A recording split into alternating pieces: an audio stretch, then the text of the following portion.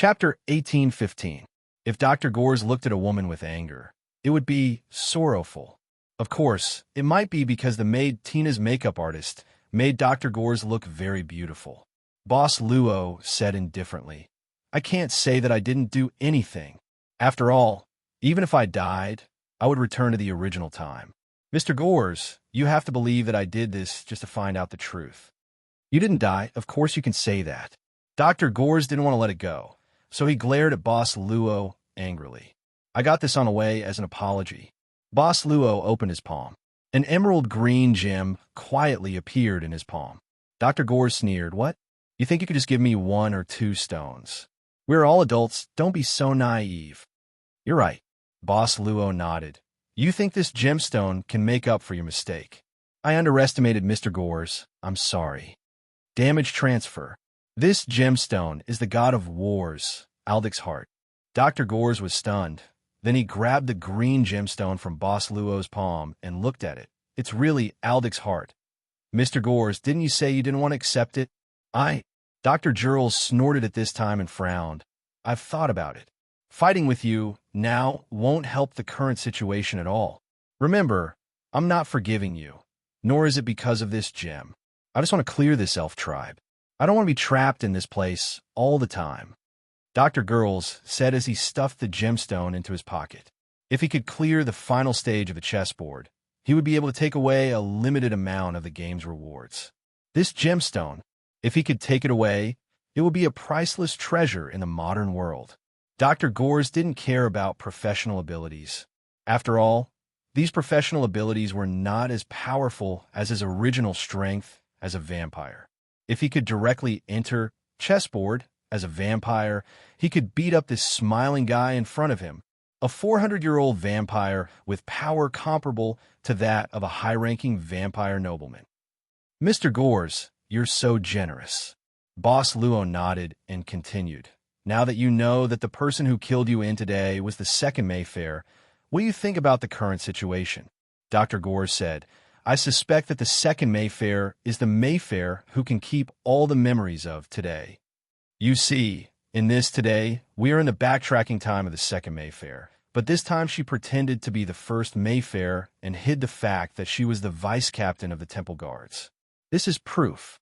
And you also proved that the one who killed me last time was the second vice captain, Mephistopheles.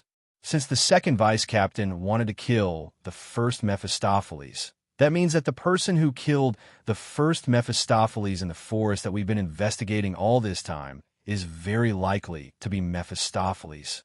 The second vice captain, Mephistopheles. Even the diary in the treehouse was written by the second vice captain of the Temple Guards, Mayfair. Because she had always known about backtracking, she didn't need anyone to remind her. When she first wrote her diary, she already knew everything. Hence, she planned for the first Mephistopheles to investigate. But what was her motive for doing so? If you want to know the answer, it's actually very simple, Boss Luo suddenly said. Dr. Gores nodded. It's indeed very simple. As long as we catch the vice captain of the Temple Guards, Mayfair and the person on the bed face each other, the truth will be revealed. Then what are we waiting for? The vice captain of the Temple Guards, Mayfair, is now in the Temple Guards. With that, Dr. Gillis hurriedly pushed open the door, but Boss Luo didn't move at this time. What are you waiting for? Let's go. Boss Luo said seriously, Mr. Gores, I'll leave the vice captain of the Mayfair to you. I think I should stay. Why? Boss Luo said seriously, think about it. If you and I leave this place, it means that Miss Mayfair on the bed will be unsupervised.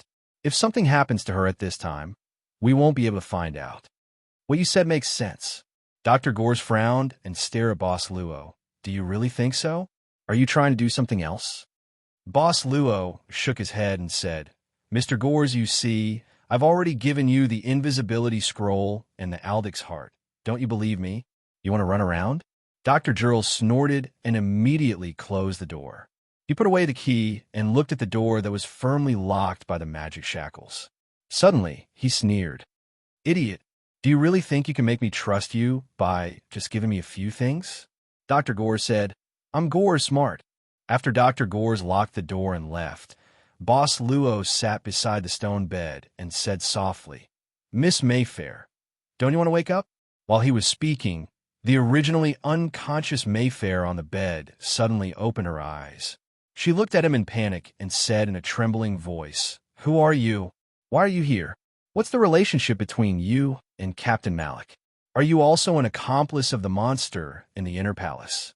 Boss Luo used his sword to cut the shackles on the bed. Mayfair jumped up as soon as she was free. There was a weapon hanging on the wall. Captain Malik's weapon.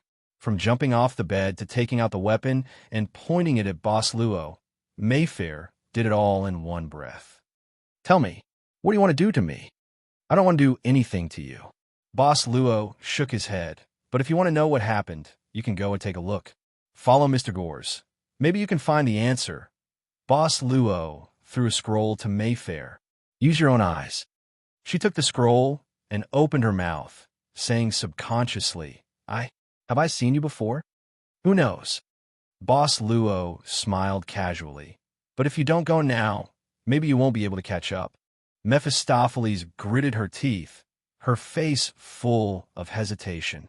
In the end, she still chose to open the scroll and instantly disappeared into thin air. Boss Luo could hear some light footsteps. First, they approached him and stayed by his side for a while. Then they hurried out of the room. At this time, Boss Luo said softly, "I've seen you here, but you forgot. In the tribe, in the village." It was almost time for the celebration. The young girl, Xiao Lina, who was the sacrifice, had finished dressing up and walked out of the house. Before going to the square, she would be escorted to the parade and be worshipped by the elves. People came and went on the streets, and the elves cheered. In the crowd, Mr. Sneeve wore a wide hat and silently followed the parade. If Cade has arrived at this time, where will he be? Will he also pay attention to the parade? His eyes were like those of a venomous snake, and he was carefully searching for his prey. But at this moment, his shoulder was silently patted. Sneeve couldn't help but be surprised. When he saw that it was Tina, he was slightly relieved, but he didn't feel good at this time. Even though he was in the chessboard world, as a servant, he couldn't sense Tina's presence. If he was outside the chessboard world, he was just an ordinary old man. However, he was facing a room full of high-level vampires. Of course, he was even more, sure enough, the only hope for revenge was in chessboard. Only by finding a way to kill Wally's servant could Wally taste the taste of failure through the punishment roulette. "Mr. Sneeve, Tina will think that you're thinking of something bad with your eyes." Miss May narrowed her eyes at this time. "I feel like I saw you when you were young that night." "You?"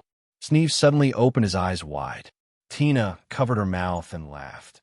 Mr. Sneeve seems to be very reluctant to mention what happened that night. But that night, Mr. Sneeve was so happy. Without saying anything, Sneeve put his hand on the sharp sword and was about to pull it out, but Tina suddenly disappeared.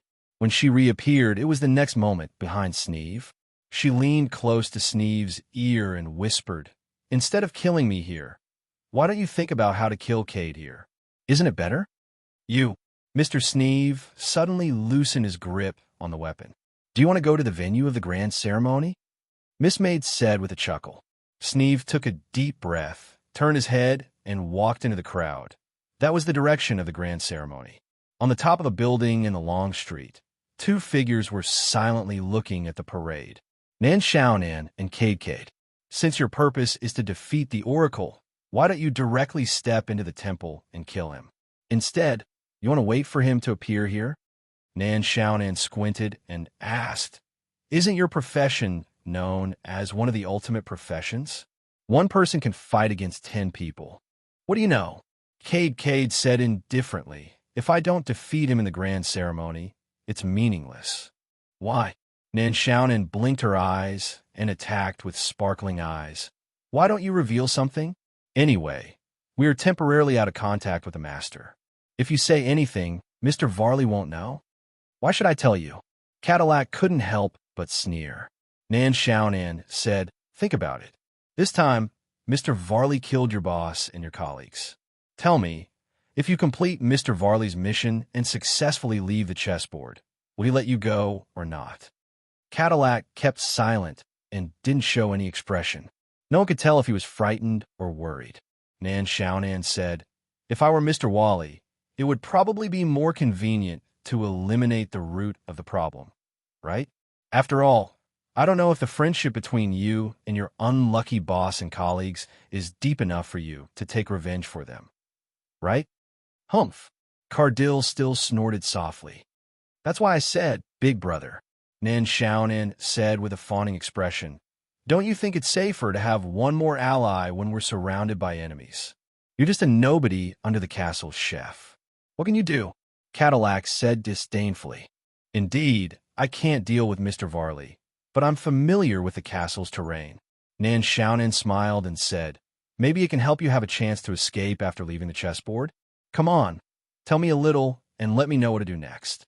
What's more, if I don't know anything and accidentally do something wrong, won't I ruin your good plans?" Cadillac was silent at this time. After a while, he said slowly, "I have to defeat the oracle in the ritual to wake up the goddess Gloria." "Goddess Gloria?" Nan Xiaonan frowned. Then, Cadillac suddenly smiled and said, "Then I thought of a way to ensure that you won't make any mistakes in the next action and hinder me." "What is it?" Nan Xiaonan was startled subconsciously. Cadillac suddenly waved his wand at this time. Dozens of black whips suddenly appeared under Nan Xiaonan's feet and directly tied her up. She couldn't move in an instant, and her body was pierced by these black whips until her flesh protruded. "Brother, what do you want to do?" Nan Xiaonan forced herself to be calm and said, "If you like to tie me up, this method is not right, right? Otherwise, if you let me go, I'll have a lot of ways to tie you up. Will you be satisfied? If Mr. Varley didn't say that I can't hurt you and let Steward Lisa be punished, I will definitely kill you." Cadillac snorted at this time. "You just stay here obediently. Don't worry about what will happen next. Just wait to pass the test and win." After saying that, Cade Lai jumped and disappeared from the roof. Nan Xiaonan struggled on the ground a few times like a caterpillar. She found that it was really difficult to untie, so she said thoughtfully, "In order not to let Steward Lisa be punished, you didn't kill me." "What the hell?" Nan Xiaonan quickly shook her head. Although she was tied up and thrown here at this time, she didn't panic, because if it was like last time, Mr. Luo should come here soon. After all, this was the old place where she chatted with Mr. Luo last time. Don't panic, don't panic. Hashtag, hashtag, hashtag, hashtag, hashtag PS 7984ths. Chapter 1816. Dr. Gores felt that he might be safe this time, but he still had to be more careful when walking in the temple. After thinking about it, he equipped the newly obtained gem and activated the sneak skill. It was a pity that the duration of the invisibility scroll had expired. Otherwise, it would have been more convenient. However, for such a powerful item like the invisibility scroll, Dr. Gores never thought that Boss Luo could drop a second invisibility scroll. The Hieron was neither large nor small. Fortunately, it was not Dr. Gerth's first time to enter the Hieron. In the previous, today, he had been captured by Captain Malik once. Although it was not a pleasant experience, in fact, it allowed him to understand the terrain inside the temple, especially the area near the inner temple. Based on his memory, Dr. Gores quickly found the room of the Vice Captain Mayfair in the temple. He guessed that the Vice Captain Mayfair should be in this room during this period. Then, the scene that was about to happen verified his guess. But what surprised Dr. Gores was that on the way to the Vice Captain Mayfair's room, he actually met the dangerous Captain Malik again. This time, Dr. Gores did not dare to be careless. He completely stopped breathing and remained motionless, completely hiding himself in the shadows of the passage, until Captain Malik walked past as if he did not notice and knocked on the Vice Captain Mayfair's door. This made Dr. Gores a little surprised. According to the current situation, this was the time when Captain Malik imprisoned the first Mayfair. Then, why did he still come to this room? Dr. Gores realized that he seemed to have overlooked some key things. However, at this time, the door slowly opened and Mayfair appeared. As the Vice Captain, Mayfair, in his guess, was the second Mayfair who could turn back time. "What can I do for you, Captain Malik?" "Nothing. I just came to tell you that I'm about to go to the celebration." Listening to the conversation between Captain Malik and Vice Captain Mayfair, Dr. Gores finally understood what was wrong. This Captain Malik did not mention that he had imprisoned the first Mayfair. It was as if he had never done such a thing before. He did not find it strange. He had clearly imprisoned Mephistopheles in the room, but why was he able to see another Mephistopheles outside? Or Captain Malik might know the existence of two Mayfair, so he was not shocked. Captain Malik also knew about the time travel of two Mayfair. However, how should I confirm this matter? Should I arrest him and interrogate him? He couldn't beat him. He couldn't beat him. At this time, Dr. Jurls felt as if there were a few ants dancing in his heart, making him feel itchy and extremely uncomfortable. He wished he could put on a suit of godly armor and really catch Captain Malik so that he could directly ask him to get to the bottom of it. But he knew that the most important thing this time was to capture the second Mephistopheles and confront the first Mephistopheles to reveal the truth of the matter. The main reason was because he felt that the second Mephistopheles could beat him. How have you been recently? Very good. Really? They just silently looked at each other in front of the door. The atmosphere made Dr. Gores, who was sneaking on the side, feel strange, especially this kind of familiar conversation between strangers. But at this time, Captain Malik suddenly stepped forward and directly pushed the second Mayfair into the room. The door of the room was then closed. So intense. Dr. Gores was startled. He quickly and quietly leaned in front of the door, putting his ear close to the door, trying to get more information. But he didn't expect that the moment his ear touched the door would open. Dr. Gores' posture at this time was quite strange.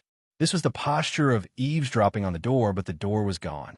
Captain Malik was now standing in front of Dr. Gores. At this critical moment, Dr. Gores' nerves seemed to have been activated. With an unparalleled speed, the dagger popped out and then directly stabbed at Captain Malik. He didn't think that he could defeat Captain Malik in this way. He only wanted to push him back a little so that he could escape.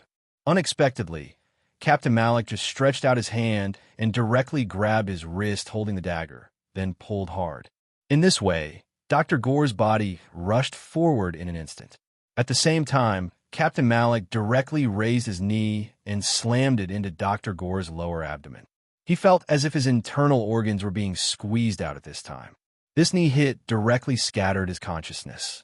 Dr. Gores' consciousness was empty at this time, and he slowly fell to the ground. The most important thing is that there are more and more of these guys of unknown origin. Looking at Dr. Gores lying motionless on the ground, Captain Malik said indifferently. Then he directly lifted him up, then looked at Vice Captain Mayfair in the room and said indifferently, "Today is your day off. I'll deal with it." Vice Captain Mayfair thought for a moment and said, "You're about to participate in the ceremony as an oracle. Let me do it. After all, I'm also the vice captain of the Temple Guards. When something happens, there's no reason for me to avoid it. It's okay, it's just on the way." Captain Malik waved his hand, "Have a good rest." Just like that, Vice Captain Mayfair silently watched as Captain Malik carried the man away until he was completely gone. Vice Captain Mayfair sighed at this time. Instead of closing the door, she walked into the room and sat in front of the table. She was silent and didn't move for a long time. After an unknown amount of time, Vice Captain Mayfair let out a slow sigh and said indifferently, "No one taught you that closing the door after entering is a form of etiquette." She slowly turned her head and looked at the corner of the room, but there was no one in front of her. Or rather, she couldn't see anyone. "I know you are here. I can feel your arrival." Vice Captain Mayfair smiled softly at this time. "After all, you are me. I used to be." In an empty corner, there was a slight movement in the air. Then, a pale face slowly appeared. At this moment, they saw each other in this place. The time of losing consciousness shouldn't be long. Dr. Gores shook his head at this time, trying to make himself more awake. Then he found that he was in a place like a cell. His body was hung by iron chains, and all kinds of torture instruments were hung on the walls around him. At this time, Captain Malik was sitting in front of him, watching him silently. Not the inner palace? Dr. Gores was startled. This time, Captain Malik didn't bring him to Mr. Varley in the inner palace's food. Instead, he brought him to this cell. Why did he fall to the ground? I think it's about time to wake up. Captain Malik finally spoke. Dr. Gores wasn't too frightened at this time. At worst, he would have another death experience. Although the experience was very bad, at least he would know that he wouldn't really die. So, he planned to be naughty. How about I sleep for a while? I know the way to not appear in the next time. Captain Malik said suddenly. Dr. Gores, who had a mischievous smile on his face, couldn't help but change his expression slightly after hearing this sentence. I don't seem to have heard what you said clearly. It's okay if you don't hear it. Captain Malik stood up at this time, walked slowly to Dr. Gores, and reached out his hand. Wait a minute, please wait. The doctor finally panicked and said in a cold sweat, let's talk about it. Violence is wrong. We are civilized people. We should be reasonable. I lied to you, Captain Malik said suddenly. Dr. Gores suddenly widened his eyes and opened his mouth in shock, but he couldn't say anything. Captain Malik picked up a dagger hanging on the wall at this time, pointed the dagger at Dr. Gore's chest, and said back and forth, of course, this sentence may also be a lie. What do you think it is?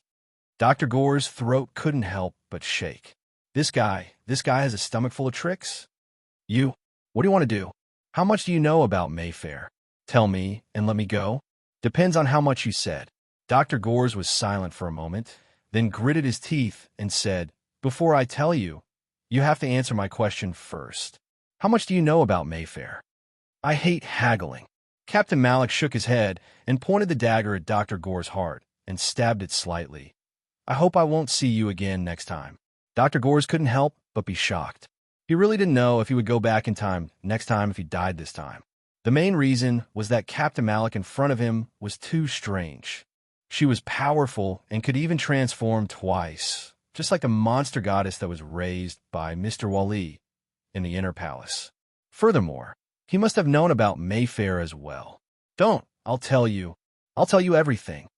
In the face of a huge threat, Dr. Gores could only compromise. This time I have to start from many, many years ago with a person called Jesus, but the doctor planned to delay time.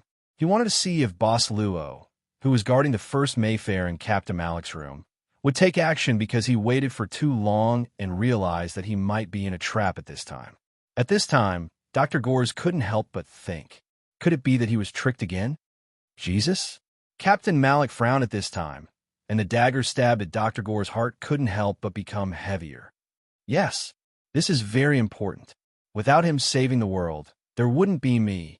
Dr. Gores hurriedly said, don't worry, I won't say it out loud. You see, my life is in your hands, and I cherish my life very much. Captain Malik frowned and silently walked back to the chair and sat down, saying indifferently, go ahead, but you'd better finish it before the ceremony starts, or I'll only hear it then. Who are you? At the corner of the wall, the first Mephistopheles appeared. He looked at the elf sitting in front of the desk, who had the same appearance and aura as himself. She said that she was able to sense her arrival. However, the first Mephistopheles was the same. She could also sense that this Mephistopheles, who was wearing a guard uniform, had something similar to her. This was indeed her. She told herself so, even though it was so unbelievable. Don't you already have the answer in your heart? The second Mayfair said softly, why do you still ask? I'm you, can't you feel it? As a matter of fact, I'm the real Mayfair. The first Mayfair took half a step back in fear, and suddenly hit the wall behind her. It was only half a step, but she couldn't retreat anymore, which made her even more panicked. She looked at the other person in fear. The first Mayfair subconsciously grabbed her hair and took deep breaths, as if she was suffocating. I don't understand. How can this happen? You said you're the real Mayfair, then Who am I? Do you really want to know? The second Mayfair sighed. The first Mayfair's face was pale, but she nodded slightly. Even if after knowing the truth, you will fall into an abyss of nightmares that you can't even imagine. The second Mayfair looked straight into the eyes of the first Mayfair. Even if you will be in so much pain that you wish you were dead because of this cruel truth, will you still not hesitate?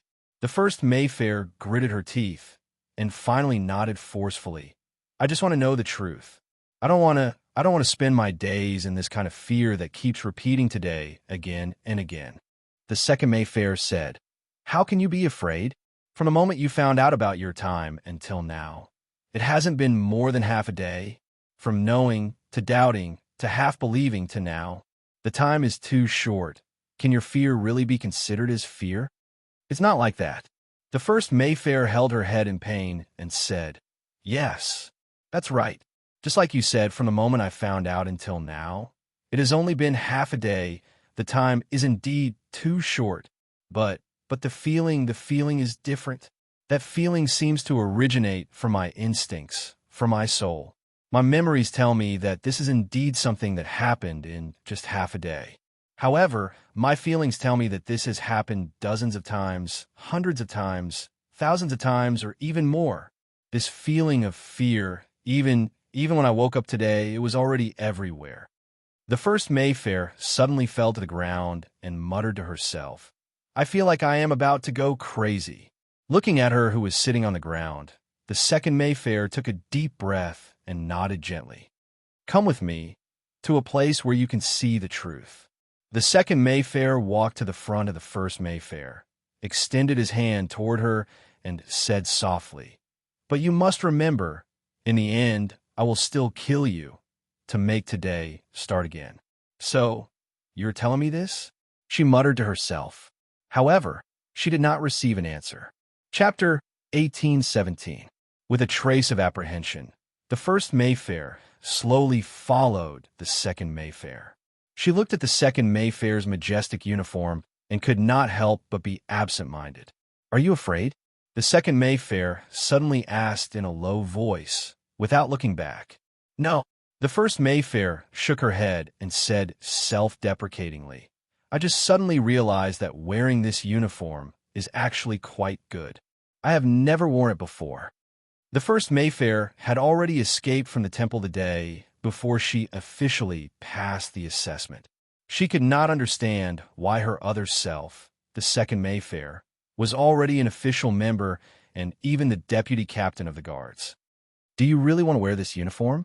The second Mayfair turned her head this time. The first Mayfair opened her mouth and looked at the second Mayfair's eyes. She subconsciously said, "Don't you know why?" "I know." The second Mayfair smiled and said, "Because my father was also a member of the temple guards.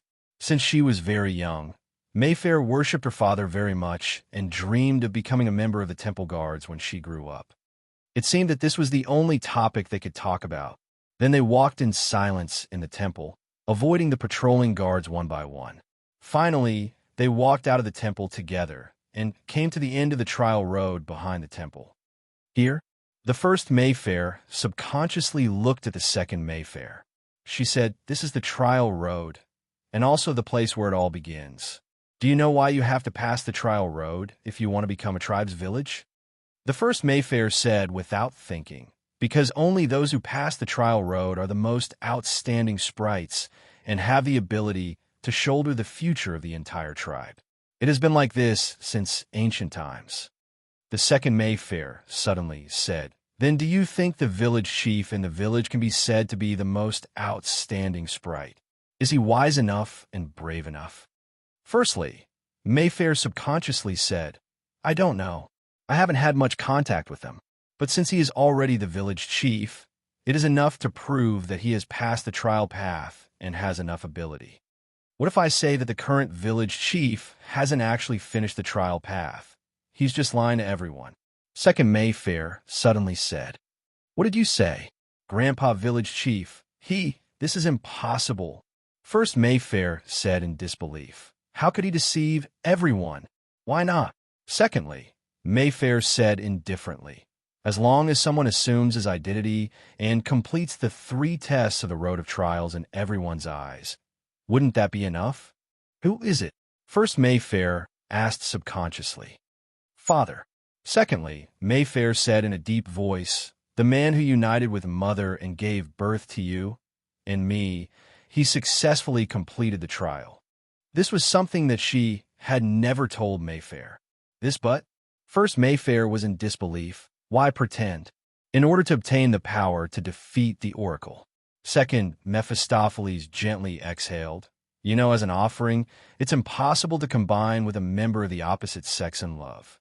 unless there's someone who can successfully defeat the oracle during the grand ceremony.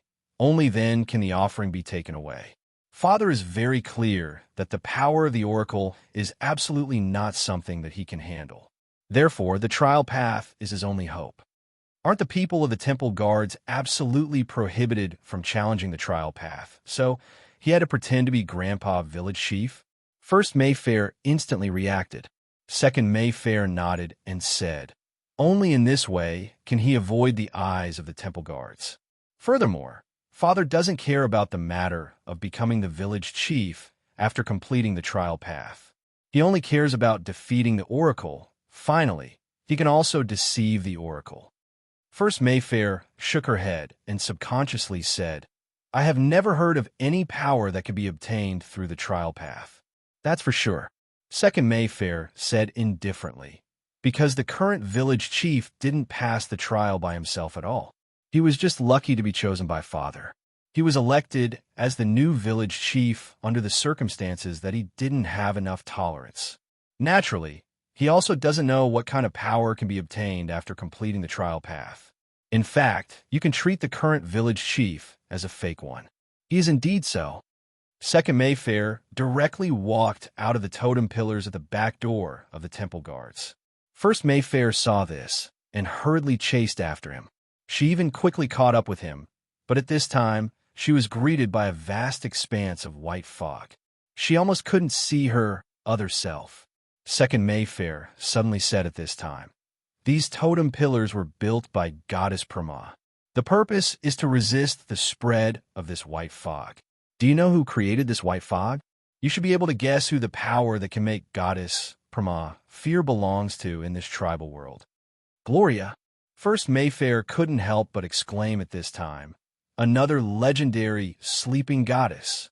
Saying so, the vast expanse of white fog suddenly split open a passage. Then they saw a statue, the third stage of the trial path, the statue that would ask the challenger questions. At this time, looking at the blindfolded female statue in front of them, who was hung with chains like a sinner, First Mayfair stepped back in fear. The statue of the goddess of Gloria, the second Mephistopheles said slowly, she died here and became this statue. Her? Who? Who else? Goddess. Gloria. Captain Malik's patience almost made Dr. Gores desperate.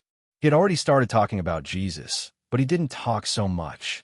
Then, Captain Malik played with various torture instruments and quickly talked about the chessboard, even to servants, masters, and so on. At this time, Dr. Gores seemed to say everything he could and couldn't say. He just wanted to protect himself. That's about it. Dr. Gores finally sighed. We have no choice now. The only thing we can do is to solve the matter of Mayfair's time reversal. Then we can leave here. Leave today. Otherwise, I'm afraid we will be trapped in today. Captain Malik was silent. Dr. Gores said, I know this is difficult for you, chessboard creatures, to accept. You think that the world in front of you is the whole world, but you didn't expect that such a world is just a plaything in the hands of others.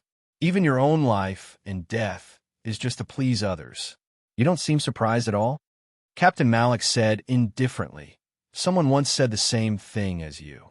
Who? Dr. Gores asked subconsciously. Captain Malik glanced at him indifferently and said slowly, it's a guy named Gerald, like you, claiming to be from the world outside chessboard. Gerald. Sneeve's accomplice?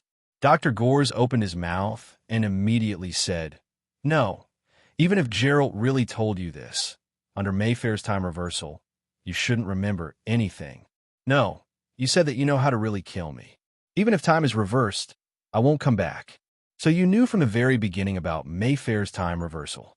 You even knew that there would be two Mayfair at the same time in today. I understand now. So that's how it is. What do you understand?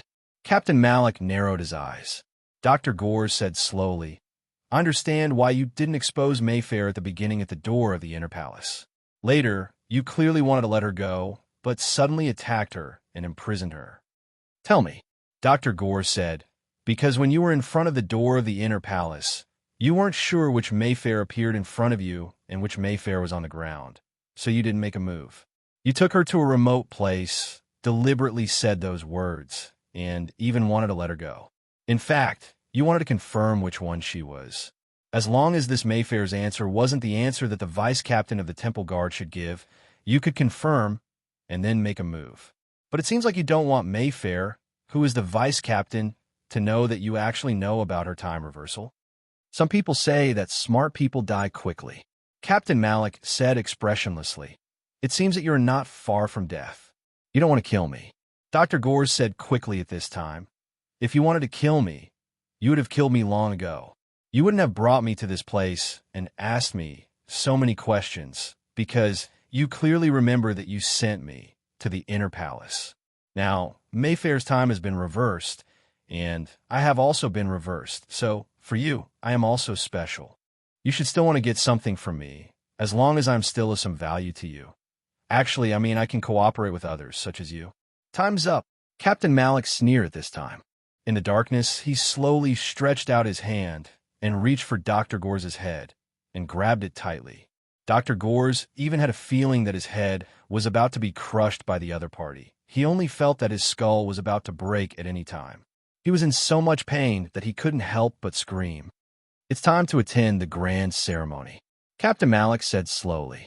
He put down his hand, and Dr. Gore's head directly lowered. The road of trial, the third level, in front of Gloria's statue. Listening to the narration of the second Mayfair, the first Mayfair seemed to think of something and blurted out, Who killed the goddess Gloria?" Legend has it that the goddess Perma and the goddess Gloria created the hometown of the elves together. Naturally, only the gods can kill the gods. Goddess Perma, how is this possible?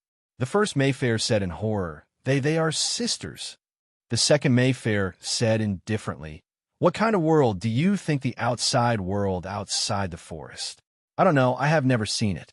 The first Mayfair shook his head and immediately said, "Perhaps it is a very prosperous place with a lot of humans and things that have never been seen before. They will live happily with a lot of delicious things, candies, and the like." Who said something like this to me? When the first Mayfair said this, he didn't know why he had a feeling of déjà vu. What a beautiful world. The second Mayfair shook his head, but the fact is not so beautiful. The outside world is dominated by a terrifying power. It wantonly changes all the rules of the outside world, just like a real supreme god. The whole world has become a puppet of this power. In the end, this power even invaded here. The hometown of the elves was created by the two goddesses. For them, it is like a child. So, in order to resist the rule of this mysterious power, the goddess Perma made a decision. The first Mayfair was shocked subconsciously and said with a trembling voice, "What decision?" The second Mayfair said, "Sacrificing the life and power of a goddess to resist the invasion of this terrible power that dominates the whole world. Because of this, the goddess Gloria died in the hands of her beloved sister, Perma. The goddess we have been worshipping unexpectedly." The first Mayfair's face was pale at this time, actually killed another goddess with her own hands, the goddess who created our elves' hometown together. It's hard to accept, right? The second Mayfair said faintly, "For all the elves, such a goddess Perma is like a sinner." Yes, such a goddess Perma. Is it still worthy for the elves to worship? It's just to let the elf tribe continue to survive. The first Mayfair said with a trembling voice, "In order to let the elves live, not to be dominated, not to be enslaved, everyone will understand. Everyone will understand. Understand." The second Mayfair's smile was pale at this time, looking at the first Mayfair with a sad expression. "Do you know when Perma killed her sister, Gloria, she also said the same thing. Even your expression is the same." The first Mayfair retreated in fear. She subconsciously raised her head and looked at the statue of the goddess of Gloria in front of her. As if she was being interrogated from the depths of her soul, she suddenly collapsed to the ground. Why do you know this?" The first Mayfair looked at her other self in a daze. "Why?" The second Mayfair walked to the front of the first Mayfair. "You say why?" "Because I am the power that Father obtained in the trial road." At the same time, on the forehead of the second Mayfair, a black pattern began to bloom slowly. Chapter 1818. Miss Gonglina was the only one who was playing the chessboard game. Ever since Mr. Varley and the butler Lisa formed a team and entered the Roaring Forest, at this time, only Tang Tianling's follower card was still moving on the chessboard. The rest were quietly stopped in an area of the Roaring Forest. Miss Gonglina, who had a feeling of being alone, suddenly smiled and said, "Varley, are you secretly discussing how to deal with me? How can sister have such thoughts?" Mr. Varley said exaggeratedly at this time, "We are family." No comment. Miss Gonglina turned to look at Miss Maid, who was playing with the dog, and chuckled. "Speaking of which, I don't seem to be worthy of your name. Varley, as the host, you don't even know how to introduce yourself." "Sister, you misunderstood. Even I don't know the name of this lady," Mr. Varley said in surprise. Miss Maid threw out the used gloves again and asked Black how to pick them up. She was quite surprised. "Oh, I haven't introduced myself yet." "I don't think so," Mr. Varley said after thinking for a while. "Sorry for my rudeness." Yu Yi smiled faintly and then said, "But since you didn't introduce yourself at the beginning, let's just forget about it. After all, we may not have a chance to meet again in the future." After Miss Gonglina and Mr. Varley looked at each other, Miss Gonglina said lightly, "Varley, is your family's chef slacking off? It seems that he has been gone for a long time." Mr. Butler glanced at the ghoul bodyguards at this time. "Send 2 people to the kitchen to see how Mr. Nelson's food is prepared." The ghoul bodyguards looked strange for a while, and finally 2 of them walked out silently. Mr. Butler didn't remember that he had sent 2 bodyguards before. Miss Gonglina shook her head. She continued the boring action roll. "If you don't come out of the forest, maybe I will pass the game." Mr. Varley narrowed his eyes and said softly, "Sister, please show mercy." Suddenly, the door of the banquet hall opened, but there was no one at the entrance. Only a gust of wind blew in. Then he heard the sound of thunder. It turned out that there was a sudden and heavy downpour outside. The candlelight in the banquet hall was instantly extinguished by the strong wind. Only then did he realize that the chessboard had been emitting a faint light all along. The butler waved his hand, and the ghoul bodyguards hurried to close the door and light the candles again. "I don't like this kind of weather." Mr. Varley shook his head at this time and said, rather lazily, "It makes me feel that flying will be a very sloppy thing." The ghoul bodyguards quickly closed the door to the banquet hall and lit up the candles again. Thus, the banquet hall returned to its original state, bright and quiet. The surrounding braziers illuminated the entire venue. The young elf men and women came to the sacrificial girl hand in hand, waiting for the blessing devoutly. The oracle in black armor stood silently beside the sacrificial girl, Xiao Lina, but the other elves didn't dare to look at him. He seemed to represent some kind of violent rule. Grandpa Village Head suddenly shuddered. He felt as if a gust of cold wind had suddenly blown into the hubbub of voices, and he suddenly felt a chill down his spine. Grandpa Village Chief cleared his throat, walked to the front of the crowd, and said loudly, "Be quiet. Pray for the miracle of Goddess Prema with all your heart." The crowd suddenly became quiet. Even the whispered discussion couldn't be heard. Mr. Sneeve had to lower his voice at this time. "What's the matter? Why hasn't Gores come back yet?" "Last time in today, Dr. Gores had appeared in a high-profile manner, but he didn't appear this time. They didn't even see Luaccio." A trace of doubt flashed in the eyes of the maid, Tina. Then she frowned and said quickly, "He's here." "Who?" "Cardeal." While they were talking, a black whirlwind rolled down from the sky. The whirlwind that came from the top finally blew crazily in the venue of the grand ceremony. The wind was very strong, and the elves in the front row were blown down by the strong black wind. The sacrificial girl was almost blown down, but the oracle in black armor reached out and held her. There was a commotion. After the commotion, a man wearing a black robe embroidered with golden edges and holding a long magic staff appeared out of nowhere. This black-robed man, Cardeal, was holding the long magic staff in his hand, pointing at the oracle in black armor in a provocative manner. "Who are you? What do you want to do? Get down." The village elder hurriedly stood up, shocked and angry. Cardile waved the magic staff in his hand, and a black lightning bolt shot out and struck the village elder, who was known as the bravest warrior in the village. Just in time, village head Grandpa shouted loudly as he prepared for battle. Then, the black lightning bolt struck him to the ground. His whole body twitched, and white foam came out of his mouth. Then, he fainted. All the elves were shocked. At this moment, Cardile pointed his magic staff at the sky again. Dense black lightning bolts fell from the sky, accompanied by a bone-chilling cold wind. The shocked elves were even more panicked at this moment and fled in all directions. Before long, not many people were left here. They had already hidden and watched this scene from afar in horror. It's much quieter now. Cardile calmly looked at the oracle in black armor who was supporting the sacrificial girl and said slowly, "I heard that if I defeat you, I can take the sacrificial girl away. Then, I won't waste any more words. Do you want to hand her over? Or do you want me to knock you down?" Cardile really came. Mr. Sneeve, who was hiding and watching closely, frowned. That was why Dr. Gores and Boss Luo didn't show up. Sneeve agreed that Luaccio didn't show up. He even hoped that Luaccio could hide well and study all the skills of Cardile. It would be best if he could find a way to deal with them. As for Dr. Gores, did something happen to Gores? Tina was silent. She didn't have any idea and could only wait and see. The oracle in black armor pulled out the two swords hanging on his back and held them in both hands. A terrifying aura spread out, like a beast coming out of the darkness. Cardile didn't panic. He spat out grayish-black bubbles with his long wand. He had used this skill before and had successfully broken the armor of the oracle.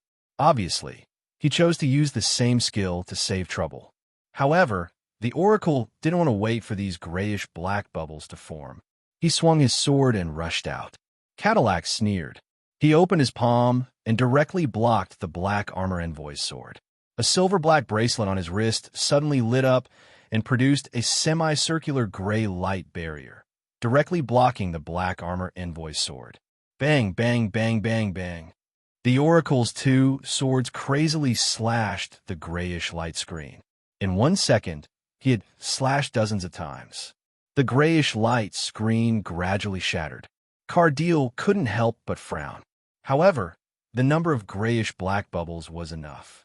He chuckled and suddenly dispersed the screen. Then he jumped back. At the same time, the grayish-black bubbles shot out toward the oracle.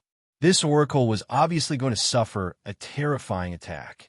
A series of rapid and loud explosions accompanied by billowing black smoke and flames appeared. At this moment, Cadillac, who was controlling all of this, looked on expressionlessly. He was already preparing to deal with the Black Armor Oracle's second transformation. However, at this moment, an unprecedented sense of danger made Cardile's back feel cold. He frowned as if he had sensed something and suddenly raised his head. In the sky, at this moment, a figure was rapidly falling down. It was the black armored messenger of God. At this moment, he was chopping down with his sword. Cardile's pupil shrank. After changing his occupation to one of the ultimate occupations of the Shadow series, his agility was obviously reduced. Cardile only had time to wave his wand in the face of this thunder-like strike. However, before he could release his skill, the oracle's sword had already hit the wand. Bang!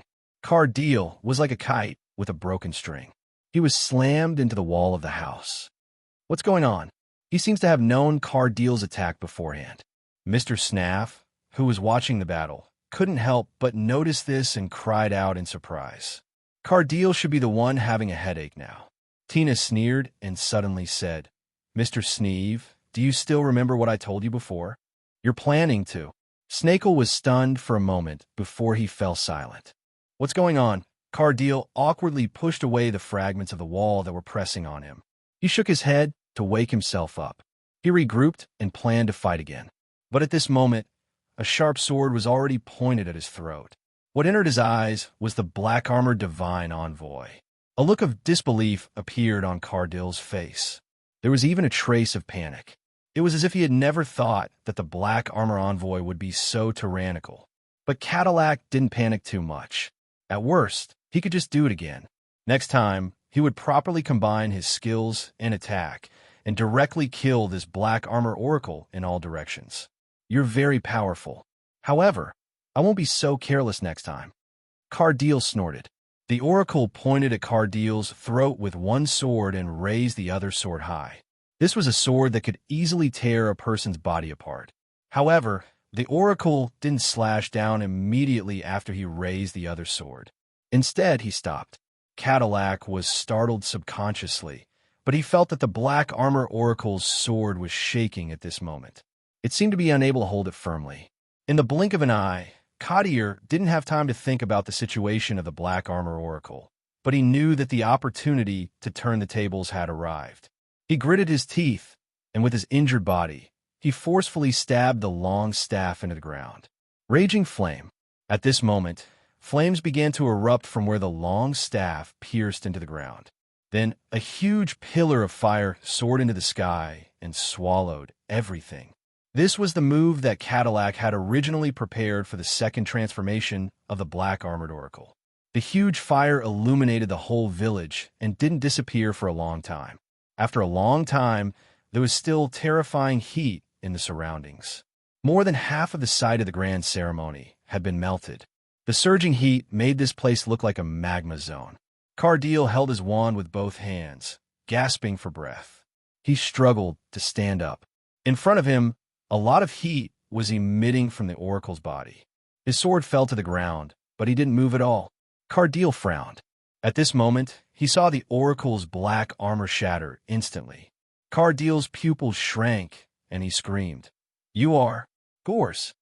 After the black armor shattered, the one who appeared wasn't Captain Malik, but Dr. Gors. At this moment, Dr. Gors was expressionless and didn't respond to Cardiel's call. He slowly fell down.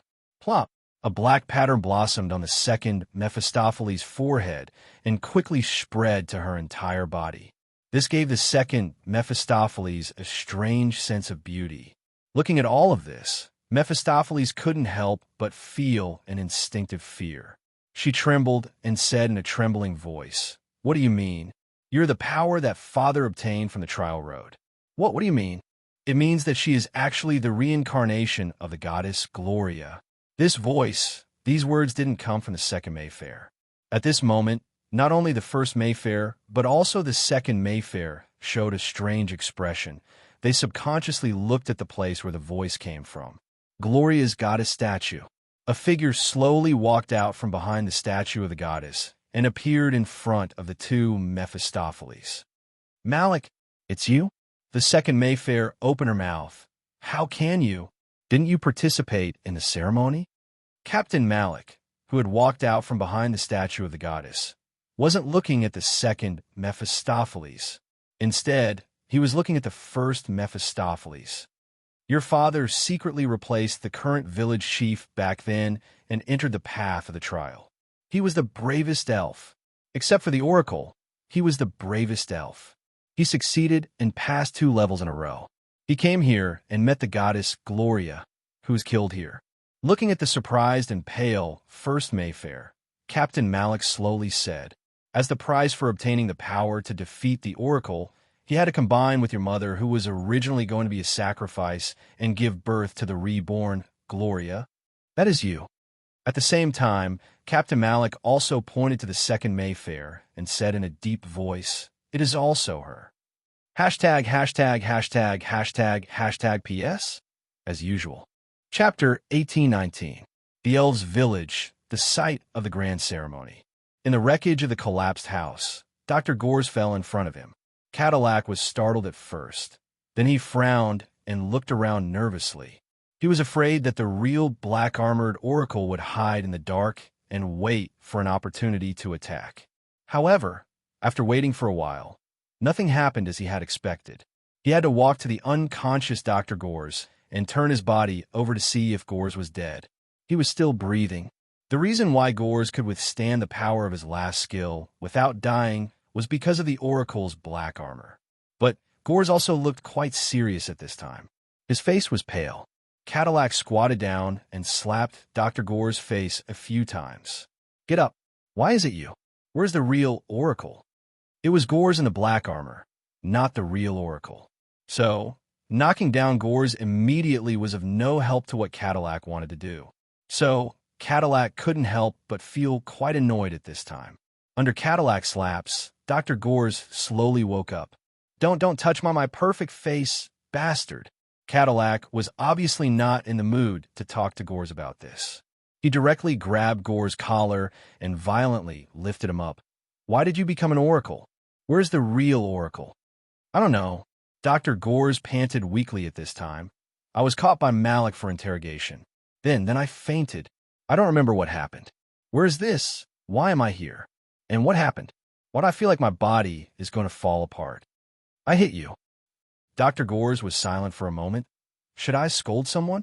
Cadillac let go of his hand and threw Gores to the ground. Then he stood up and looked like he was going to leave. Dr. Gores quickly asked, "Where are you going?" Cadillac didn't turn his head at this time. Wally asked me to send a message to the three of you.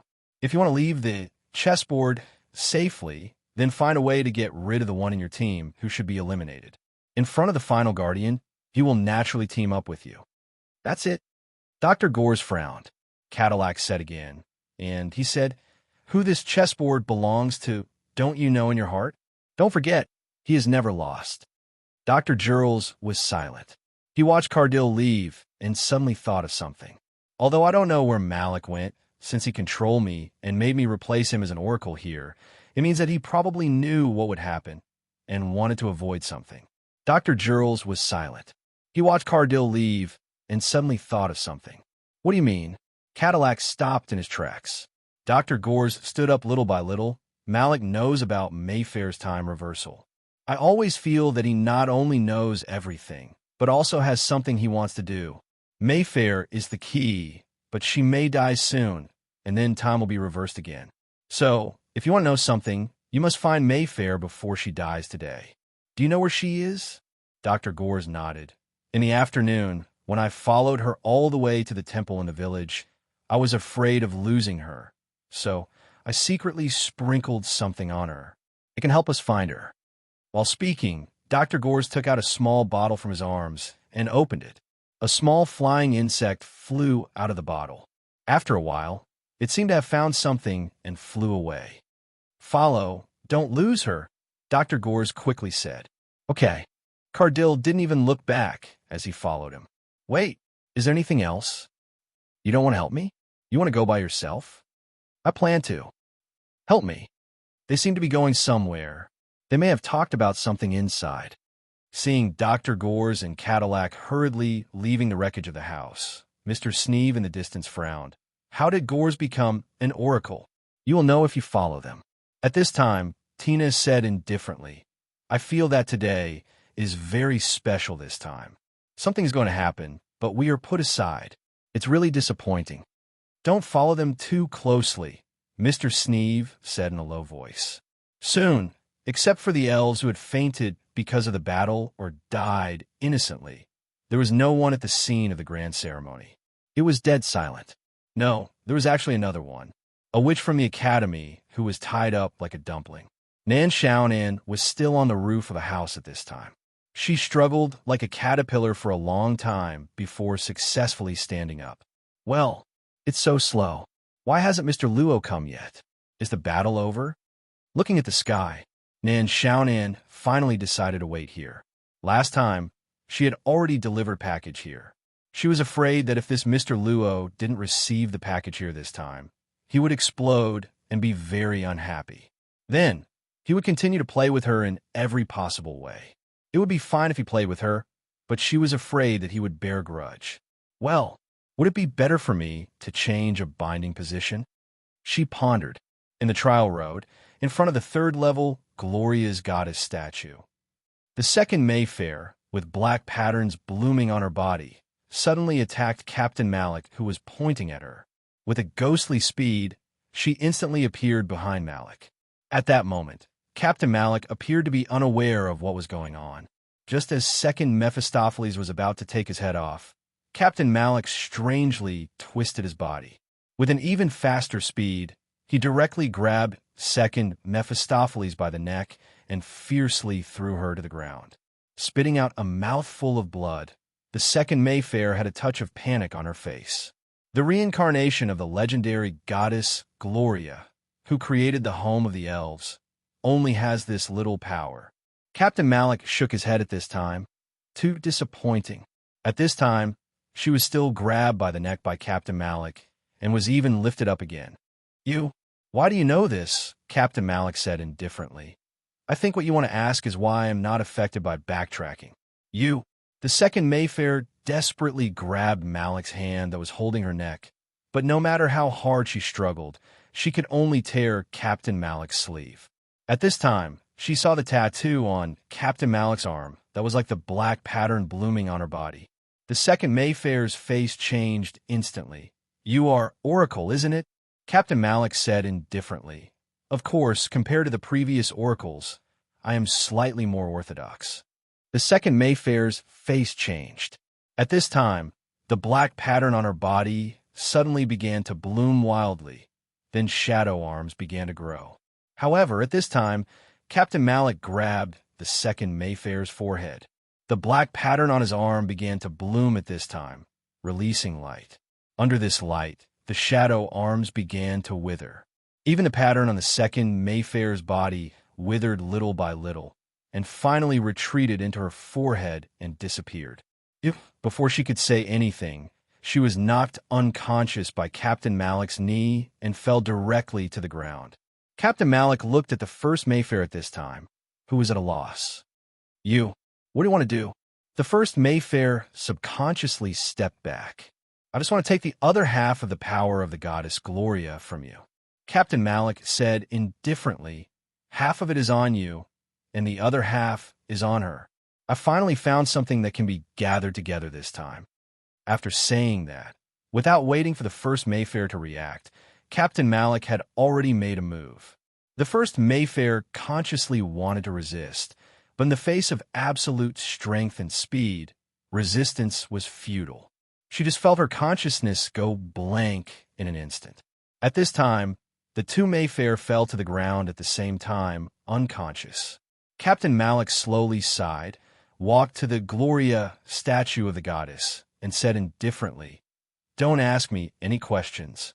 This is useless against me. Today will be over." After saying that, Captain Malik punched out, and the whole statue of the goddess was shattered. After that, a foot-long dagger appeared at the base of the broken statue of the goddess. Captain Malik directly pulled out the dagger and muttered to himself, "Soon, temple." The elf guards fell down one after another. Before they fell, there was actually a black wind blowing past. Dr. Gores coldly watched Cardil hit the guards one by one with his stick. It was as if he saw a figure of a monster with a sword. As expected of one of the few ultimate professions in chessboard game, Mr. Varley's accumulation in chessboard world was unexpectedly rich. Do you know that in the inner hall of the temple, you will meet another Mr. Varley? Gores suddenly said at this time. As expected, Cade was stunned and stopped walking. Another? Wally? To be precise, it is Mr. Varley who only has the memory of being driven out of the clan territory. Dr. Gores thought for a while and said, "As for the reason, I don't know yet. Even so, what does it mean?" Cardil shook his head and said, "It doesn't change the fact that he can control chessboard. It only proves that he has more secret methods in chessboard world." "You're quite smart."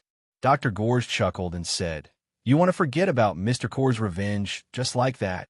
Cardil sneered. "As a vampire, don't you know that your blood is cold?" Dr. Gores shrugged and then suddenly frowned. "Strange. The direction of the flying insect is a bit strange. Why did it suddenly fly back? Does it mean that it is moving?" Cardil thought for a while. Dr. Gores looked around and suddenly said, "I didn't expect to come back here. Cardil, I think there is someone that you might be interested in meeting now." "Who? Have you forgotten the guy who sent you back to the spawn point and almost died?" Dr. Gores said with a smile. "I know where he is now. If you want to get rid of him, this might be a good chance. I know that he hasn't improved since he killed you for the first time. Not to mention collecting magic attack equipment. I'm afraid that he hasn't even killed a demon monster. Are you going to kill your own team leader so soon?" Cardil couldn't help but sneer.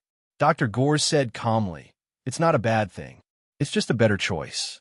Obviously, I will have a better future if I continue to be the family doctor in the castle. Where is he? This was Cardill's response. Knocking sounds. Dr. Gores knocked on the door of Captain Malik's room alone. Is that Mr. Gores? At this moment, hearing the familiar voice of Boss Luo, Dr. Gores was stunned and then opened his mouth. Is it really okay for this guy to answer the door so openly? What if the person who knocked on the door wasn't him, but the guards of the temple, or even Malik himself? What would this guy say? Reveal his identity. Dr. Gores shook his head and immediately pushed the door open and entered. But he didn't see Boss Luo's figure. He could see everything in this room at a glance. At this moment, Dr. Jules suddenly felt his heart skip a beat. Does this guy have another invisibility scroll? Is he hiding beside me now? Speaking of which, he had never admitted that he only had one invisibility scroll. Dr. Gores couldn't help but look around in surprise, especially behind him. He even reached out to touch the surroundings to confirm more carefully. I'm in. Where are you? Oh, I'm coming out. With that, a strange sound was heard. Dr. Gores subconsciously looked for the source of the sound, only to see the luminous sarcophagus standing at the side slowly opening. Then Boss Luo walked out from inside. Why are you hiding inside? Dr. Gores subconsciously asked. Boss Luo smiled and said, I thought it would be troublesome if someone unknown came in, so I thought of hiding inside. Hiding? Hiding in the sarcophagus? Dr. Gores opened his mouth. He shook his head and remembered the real purpose of coming back this time, immediately saying, I can't track down the other Mayfair. Why don't we? Wait, where's the Mayfair here? He then remembered that he didn't see anything when he entered the door. Naturally, he didn't see Mayfair, who was supposed to be imprisoned on the stone bed by Captain Malik. She went out. Boss Luo said casually, I'll wait here for her to come back, Mr. Gores. Do you want to come with me? She went out. How'd she go out? Of course, I let her go out. Oh, you let her go? Dr. Gores nodded and immediately said angrily, We agreed to let them confront each other after I caught the second Mayfair. UF** King lied to me again. Boss Luo smiled and said, Not really. This should be what Dr. Gores wanted, to make yourself look like a gullible person, something like that. Dr. Gores' angry expression calmed down immediately, even squinting his eyes. Then guess whether I'm gullible or not this time? At this moment. Gores, you always talk so much nonsense. Cadillac's voice suddenly sounded in the room. At the same time, the whole room was covered with a gray shadow. My skill activation has been prepared long ago. He slowly stepped on the black fog on the ground and walked into the room. He looked at Boss Luo and smiled. We meet again. The black fog floating on the ground instantly rolled up and eroded everything in the room. The furniture and the stone bed began to be eroded and directly melted. Hashtag PS 8084ths. Chapter 1820. It melted and even sank into the thick ink-like fog, as if it was going to devour all life. It was as if it was constantly describing the terrifying power of this skill that had been prepared for a long time. Cadillac had come fully prepared this time. He knew the power of the skill, but in the midst of the ever-changing battle, he simply couldn't find the time to use this skill that he had spent so much time on. That was why he needed Dr. Gores to talk nonsense at the beginning. Now, everything was fine. Cadillac looked coldly at Luaccio, who was in the middle of the thick black fog of the devouring serpent skill. He didn't feel much pleasure. This was just an eye for an eye, a tooth for a tooth. It was something that needed to be done, no matter how many people participated in this game. Since Mr. Varley personally joined the game, the ending of chessboard was already decided. Once, before the game started, when a number ball was drawn in the banquet hall, Cadillac felt unlucky that he became Varley's follower. But now that he thought about it, if it wasn't him but someone else who became Mr. Varley's follower, perhaps he would have already died in chessboard. Thinking of this, Cadillac looked at Luaccio, whose calf was covered by the thick black fog of devouring serpent, and a trace of sympathy flashed in his eyes. What's going on? He doesn't seem to be affected much. But Dr. Gores suddenly frowned at this moment and whispered in Cadillac's ear. You haven't completely released this skill? Cadillac said calmly. After all, It is one of the most precious sets, the holy set. Although the defensive ability of magic is not its strong point, it is still better than ordinary equipment. It's not surprising that it resisted a little. Dr. Gores didn't think so at this moment. There was no reason. It was just an intuition that he couldn't explain clearly. I'm afraid things aren't that simple.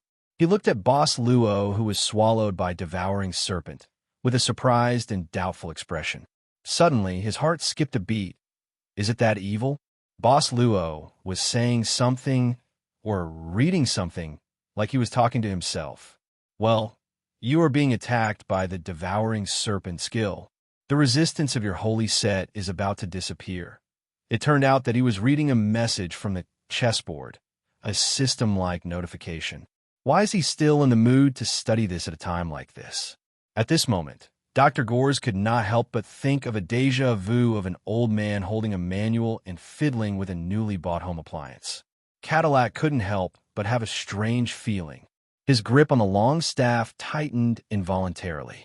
But right now, he needed to focus on maintaining the activation of Devouring Serpent, so he couldn't make any other attacks. So, Cadillac subconsciously winked at Gores. However, Dr. Gores's brows were loosened and tightened. He was not looking at him. Oh, let me see. There's a solution. Was there a solution? Dr. Gores opened his mouth and muttered to himself, "It can't be that evil. It can't be. I've got it. Please use the Holy Light Priest skill, Azure Heart of Tranquility, to cleanse the darkness." Oh, so it's this skill. I've got it. As he spoke, Boss Luo gently raised his hands. Then, a hazy white light suddenly appeared between his hands. The white light connected into a thin stream, slowly falling from his hands and flowing into the thick fog. No, it can't be that evil.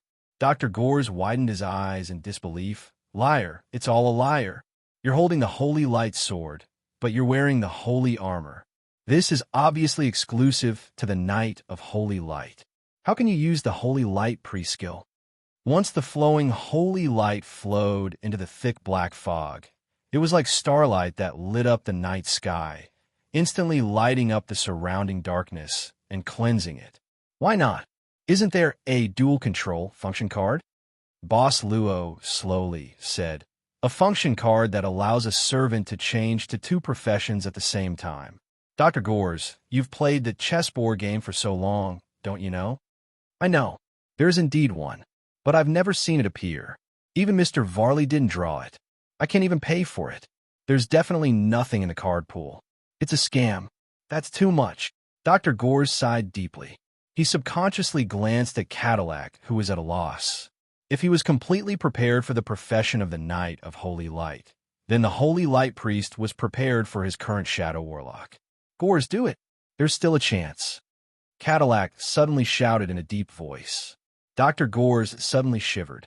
He turned his palm, and a glittering silver dagger slid out like a poisonous snake. In a flash, this dagger, like a poisonous snake, suddenly shot out like a meteor. Gores, you. This was actually a meteor that crashed into Cadillac. At this moment, Cadillac, who was holding the long staff, tightly looked at the dagger that directly pierced into his chest in shock and anger. F***CK. Did he actually want to do this? Because this dagger was actually given to Gores by him. Before he came to Captain Malik's room, this dagger was even deliberately kept when Mr. Varley left his legacy in the chessboard world. He temporarily lent it to Gores as an extra insurance, thinking that Gores would use it to deal with his captain's servant. Humph! Cadillac, you're too naive. Dr. Girth shook his head at this moment. With a side kick, he directly kicked Cadillac, who was shocked and furious but had a dagger in his body, sending him flying. How can I betray my teammate? You can't even tell that I only agreed to cooperate with you to make you numb. You deserve to fail. Gores, I'll remember you. Cade, who was heavily injured, screamed as he flew out. His body turned into a black wind and instantly disappeared in the corridor outside the door. Dr. Gore's throat shook at this time, and he swallowed a mouthful of saliva. He immediately took a deep breath, turned around, and said with a stern face, after this injury, Cadillac shouldn't be able to make a comeback in a short time. but I have already inquired about his information and what skills he can use. I will tell you in detail later. The next time you meet him, you will be sure to defeat him. Don't worry. Why are you looking at me like this? Do you really think that I brought Cadillac here to deal with you? We are in the same boat. How can that be? Boss Luo smiled indifferently. Just like what Mr. Gore said, this is just to fool Mr. Cadillac's actions. But is this okay? After all, Mr. Cadillac is Mr. Varley's follower. Dr. Gores trembled slightly and immediately said seriously, "What are you talking about? This is an insult to my character. There is no father and son in the competition. This is the competition of the chessboard game, so naturally, we must abide by the spirit of competition. Mr. Varley will also understand. Besides, Cadillac suffered a loss this time. If he wants to blame someone, he can only blame himself for being too stupid. He has no strategy and only knows how to be reckless. Thank you for your hard work, Mr. Gores." Boss Luo nodded.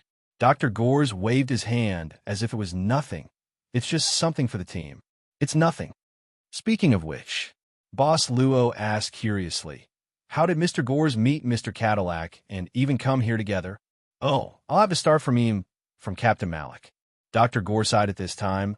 "I am ashamed to say that I was captured by Malik, and then his memory was not very clear, and he could only vaguely remember some things, but he remembered clearly what happened before he was controlled in the prison cell. Without hiding anything, Dr. Gores carefully talked about his experience. After a while, in this way, in order to numb Cadillac, I proposed to go with him to find Mayfair, who is the vice captain. Dr. Gores said seriously, but my real purpose was to lure him here so that I could secretly take him away. But he still escaped. It seems that Mr. Varley's collection in the chessboard world was used. What a pity. It's not really a pity. Boss Luo shook his head and said, "At least Mr. Cadillac used up a part of his collection. Besides, Mr. Gores also obtained a lot of information from Captain Malik this time. It really helped a lot. I feel like I have advanced a lot." "What did you find?" Dr. Gores was stunned and asked subconsciously. Boss Luo said, "Now it seems that Miss Mayfair won't come back here for the time being. I think it's time for us to find her. Do you know where she is?" Gores couldn't help but open his mouth. "Probably. Then what are we waiting for?" Dr. Gores clapped his hands. "I seem to see the dawn of clearing the level from you." Luocchio seemed to point out something. "It's not me who wants to clear the level." Dr. Girth was stunned for a moment, and he immediately understood. "Yes, not only you. It's us." Boss Luo smiled and made an inviting gesture, indicating that Dr. Gores could officially start the action. But just as he walked out of the door, Boss Luo suddenly asked, "By the way, Dr. Gores, do you mind if I ask you a question?" "Huh? Did Mr. Gores always do this before?" Boss Luo asked, just now, to me and to Mr. Cardill. Dr. Gores listened carefully, but he didn't show any expression. He even asked confusedly, "What about me?" "Nothing." Boss Luo smiled slightly. "It doesn't matter if you don't answer. I'm just curious. I don't need to know the answer. Let's go. Maybe we can encounter something wonderful." He walked in the front. Dr. Gore's face couldn't help but become gloomy. He had heard similar questions before. "Do you always live in a humble way?" The questions he heard in front of the statue in the third level of the Road of Trials. There was the sound of flowing water, gurgling. Mayfair felt a little sober. She raised her head and saw a simple stone room covered by the light of the luminous stone. She was now stretched out in the pool of the stone room, bound by something. It was the dried root of a plant like a cross. Not only her, but the other her, who was the vice captain of the temple, was also the same. The second Mayfair didn't wake up at this time. The first one to wake up was the first Mayfair. Mayfair looked at Captain Malik, who was standing silently in the pool with his eyes closed, and said weakly, "Where is this?" "Goddess Gloria's meditation secret room." Captain Malik slowly opened his eyes and said indifferently, "It's in the temple, but only I know this place." Mayfair opened her mouth and immediately smiled bitterly. "If I ask why only you know this place at this time, isn't it a bit useless?" "It doesn't matter," Captain Malik said indifferently. "There is still some time left before the ceremony. You can ask something you want to know. but I won't necessarily answer.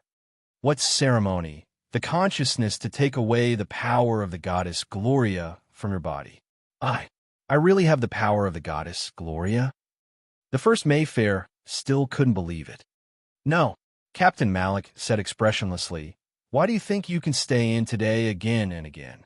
I always thought that this might be a nightmare. The first Mayfair said subconsciously. You're not wrong. Captain Malik said indifferently. This is indeed a nightmare for you, a nightmare created by another you. Her? The first Mayfair subconsciously looked at the second Mayfair next to him. Why? Captain Malik didn't seem to want to answer this question. He was silent.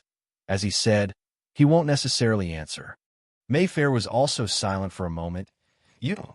Have you done something like this before? In so many today. You should have done it before, right? After all, in front of you, whether it's me or the other me, it seems that we can't resist, and we don't have the ability to resist. It seems that you still have a little fantasy about the return of death. Captain Malik smiled and said, I'm thinking, did the previous today come to this place like this time? You're going to tell me the answer, right? The first Mayfair said in a deep voice. This is the first time. Captain Malik said indifferently. This backtrack, after all, is constructed by the power of the goddess Gloria. Even I can't guarantee that I can wake up in time every today. Often when I wake up, the return has already appeared. I can't do anything at all.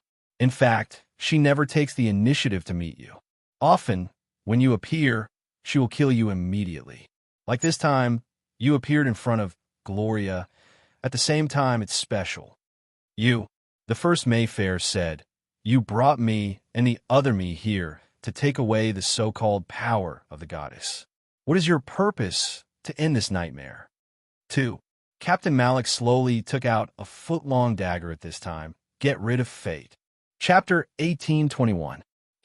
Captain Malik treated the dagger that he pulled out from the statue of the goddess of Gloria in his hand with reverence. When the sharp dagger slowly slit open the first Mayfair's chest, dark red blood immediately blossomed like a flower and then slid down. The path of the blood was her skin, and the end was the pool in the secret room. The moment the red blood and the clear water mixed, the whole pool seemed to glow with a strange life. It began to shine and began to emit a breath of life. Soon, the whole stone room had been covered by the brilliance and was even accompanied by some kind of sound, a whisper like a call.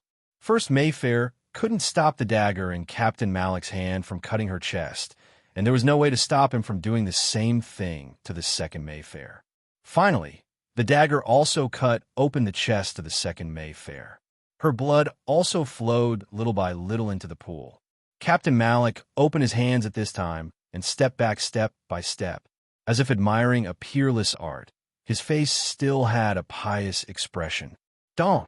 That was the sound of the dagger naturally falling from his hand into the pool. Captain Malik directly knelt in the pool at this time. Glyph, glyph, glyph. He called the name of the goddess loudly. The unique black pattern was now crazily growing on his body. It even grew out of the surface of his body, forming a strange three-dimensional pattern. It actually looked like a human figure.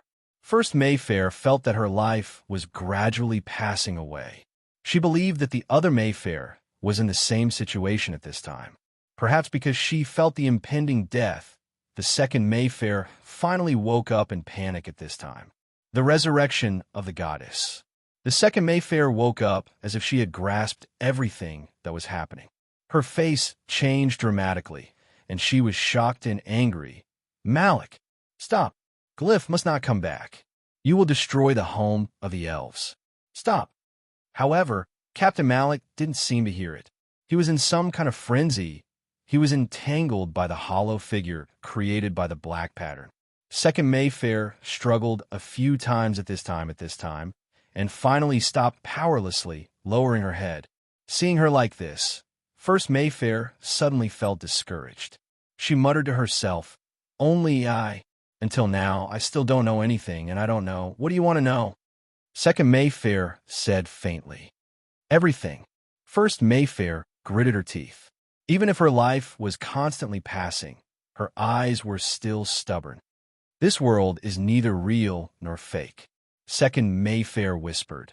This is the answer, and the resurrection of Glyph will destroy everything. The last home of the elves will be devoured immediately. I don't understand. First Mayfair said angrily. Second Mayfair looked at her with a complicated gaze. You will understand soon. When my consciousness and yours return, you will understand more clearly than anyone else. You have already experienced the return of death time and time again. Can't you wait? Let me tell you. Captain Malik suddenly stood up. He had restrained the pious expression on his face, but at this time, under the hollow figure, he looked particularly strange.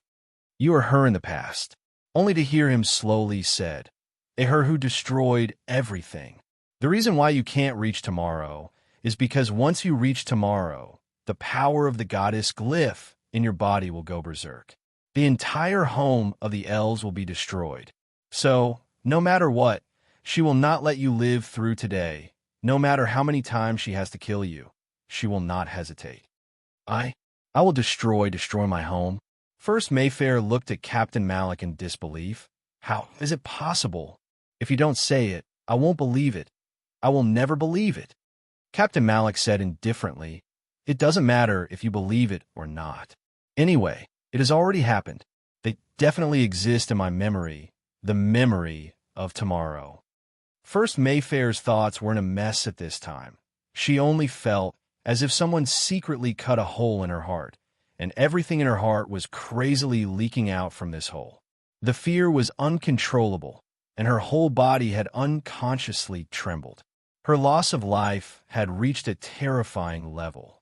Even her consciousness gradually became blurred. At the same time, in the pool, a small sapling was slowly growing. The fresh branches and leaves were opening. It was giving birth to something.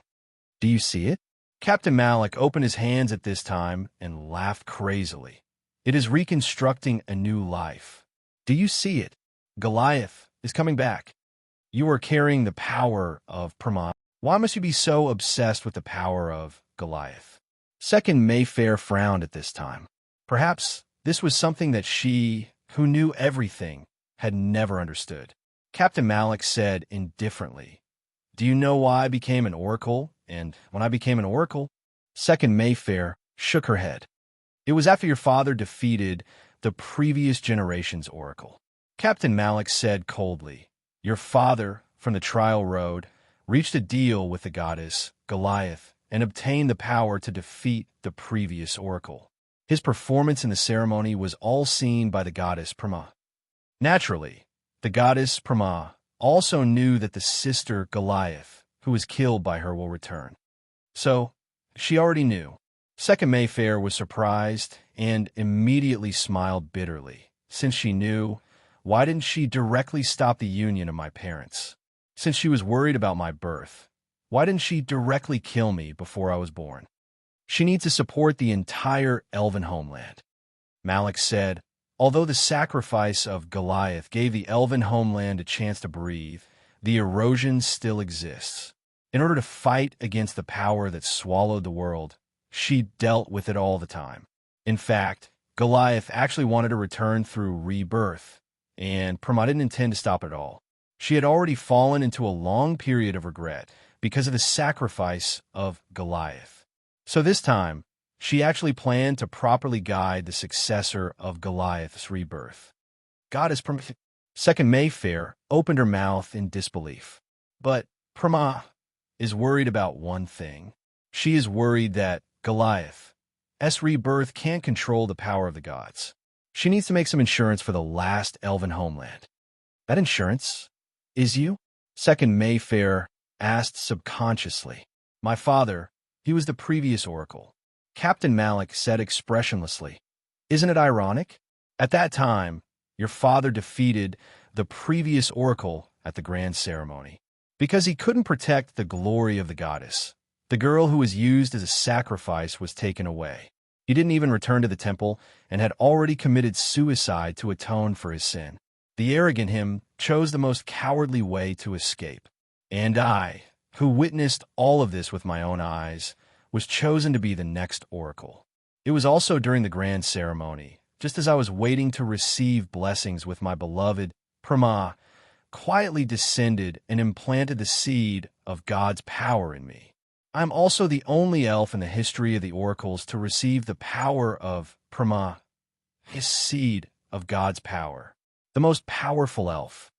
Captain Malik shook his head. It's a pity that I can't completely control this power of the gods.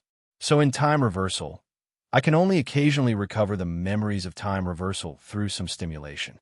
But it doesn't matter, because all of this is going to end soon.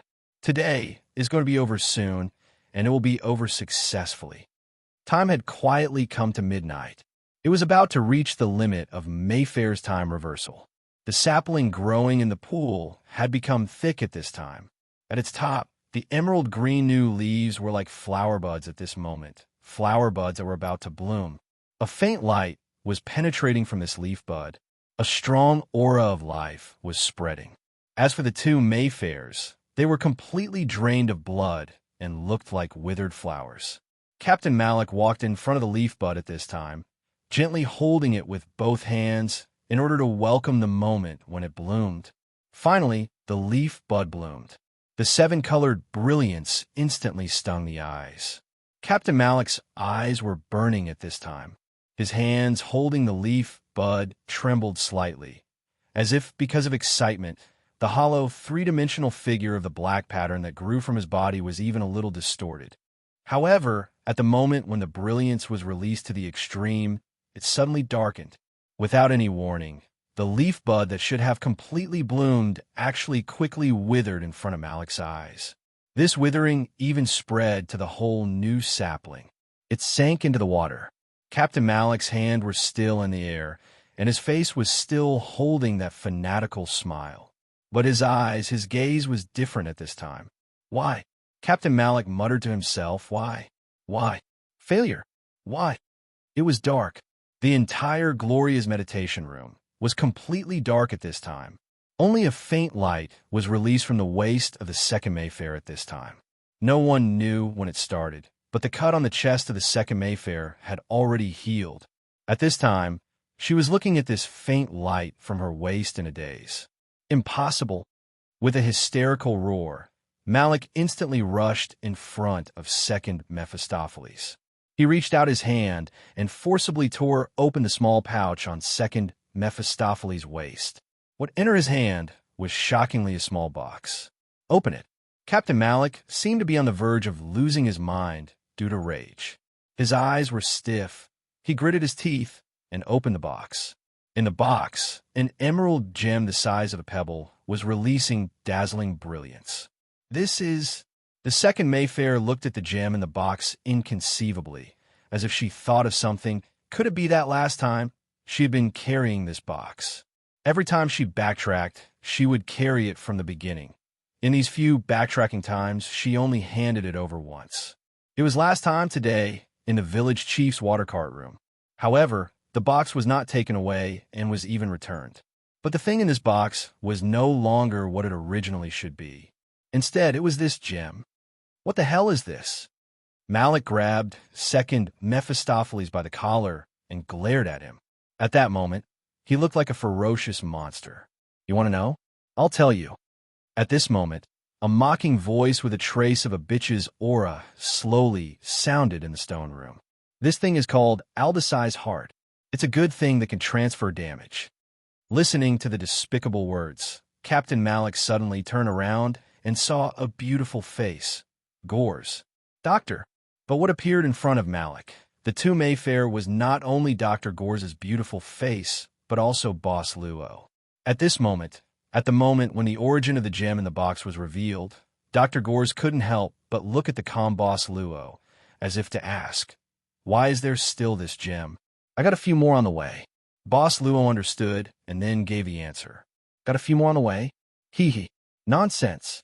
After Dr. Gore's laughed twice in his heart, he just pretended that he didn't hear this evil voice and then stared at Captain Malik with full attention. He held the dagger in his hand. That's right, it was the dagger used to sneak attack Cardil. After Cardil turned into a black wind and escaped, the dagger was left in the corridor. Such a useful dagger, Dr. Gore's naturally wanted to take it back. It seemed to be called Eiffel's Blade or something. Facing the sudden appearance of Luaccio and Gores, Captain Malik's anger quickly calmed down, and he just frowned. When did you come? Probably when you cut the chests of these two ladies. Dr. Gores shrugged and chuckled. I can't remember. Anyway, I have seen what I should see and heard what I should hear. Captain Malik's eyes were fixed at this moment. At the same time, in the pool, hundreds of sharp roots instantly shot out. At this critical moment, Dr. Gores didn't say anything and used the ultimate defensive tool. Captain Luaccio. He directly hid behind Boss Luo. Boss Luo didn't directly resist this time. He casually waved the great holy light sword in his hand, and the arc-shaped sword light slashed out, and the sharp and hard roots were instantly cut off. The sword light didn't diminish. Instead, it continued to move forward, until it almost split the entire stone room into two halves. But at this time, Captain Malik was nowhere to be seen. At the corner of the stone room, there was a secret door that turned and opened. Obviously, he escaped from here. Hey! Dr. Gores yelled in disappointment. Boss Luo didn't seem to care and walked to the two Mayfair. At this time, the two Mayfair looked up at him at the same time, but they didn't know why he suddenly stopped moving and just stood there. Shouldn't he save them immediately? It was indeed so, but he was thinking about which one to solve first. This was a problem. Hashtag PS. As usual. Chapter 1822. You should save her first. Soon, the second Mayfair gave a useful suggestion to Boss Luo, who was making a difficult decision. Therefore, Boss Luo directly rescued the first Mayfair. Then, he knocked the second Mayfair with his big, holy sword and released the second Mayfair. The second Mayfair's injury had been transferred because of Aldic's heart. However, the first Mayfair's injury was still there, and the bleeding did not stop. The recovery potion dropped could not affect chessboard creatures, so Dr. Gores felt that it was time for her to show her skills. I'll do it. Dr. Gores rushed out, but in an instant, the second Mayfair directly grabbed his neck and threw him out. Although she was the vice captain, she was easily defeated by Malik. However, Malik's strength was not weak. Dr. Gores directly hit the wall and saw stars. The second Mayfair pressed her hands on the first Mayfair's chest, and her hands were slowly releasing a soft green light. The wound was also healing little by little. Although the wound began to heal, the first Mayfair's wound was real, so she still looked quite weak. But at least, she was temporarily out of danger. Don't you plan to kill her now? Luaccio was beside the second Mayfair at this time, and he asked calmly, Anyway, it's not the first time. Why do you want to save her this time? The first Mayfair heard this, and her pale face could not help but turn pale, and her body suddenly trembled. She could not help but look at the Vice Captain Mayfair, her other self, in panic. The second Mayfair said calmly, I can't let her die this time. Boss Luo thought for a while and said, Because of Captain Malik? The second Mayfair nodded. I never thought that other than me and her, there would be someone who could wake up from the time reversal. I always ignored Malik, and I never thought that he also had the power of the goddess. Boss Luo said, You can also wait for the new today to come, then you can attack Captain Malik. He has already said that he can't wake up every today, so there's no need to choose this today. After all, your current condition is obviously not good. Malik's current condition is worse than mine, us. The second Mayfair shook her head and said, He should have used more power to preside over Gloria's rebirth ritual. Otherwise, he would not have escaped in such a hurry. Instead, he stayed here. You can't deal with him. If Malik is in a good state, he is indeed very powerful. Dr. Gores said with deep understanding, This guy resisted Cade's ultimate skill, and nothing happened. He can even transform for the second time. Of course, this was not because Dr. Gores had any prejudice against Boss Luo, who had two professions, but Boss Luo did not really attack Cade not long ago. Cade retreated because of Dr. Gores' sudden backstab. Moreover, this was related to the power of the gods in the world of chessboard, after all. Such a high-end battle. They had never encountered it before. In this regard, Boss Luo did not comment. He just thought for a while and said, In this case, what is Miss Mayfair going to do? I don't know. Chase Malik. Who would have thought that the two Mayfairs would reply at the same time? After replying, they both looked at each other in unison, and soon after, they fell silent. You're the one I met on the first day. Boss Luo looked at the first Mayfair and smiled slightly. Why don't I call you Miss Mayfair of the first day? Then, the other one is Miss Mayfair of the second day. Is that okay? Up to you. The second day, Mayfair said indifferently. But I want to remind you that if you waste time on me, Malik may escape. Today, there's not much time left. On the first day, Mayfair nodded gently and did not say anything. Boss Luo looked at Miss Mayfair of the first day at this time and said, "We came here this time to solve the mystery of time backtracking on you. Now, it seems that the answer is already known, so we now have a new mission." There was indeed a new mission instruction. When the ritual in the stone room was in progress and Boss Luo and Gores were listening outside, the new instruction from chessboard appeared. This is indeed a nightmare. There is a beginning but no end. O great adventurer, please end this nightmare with your traitorous companions. Remember, when it is destroyed, it is also the time to restart. Go.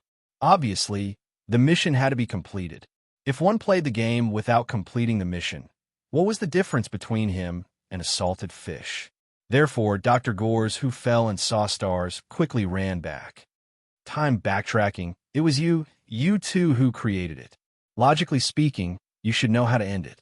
I'm sorry, Miss Mayfair of the second day stood up. I won't let it disappear. What's wrong with you?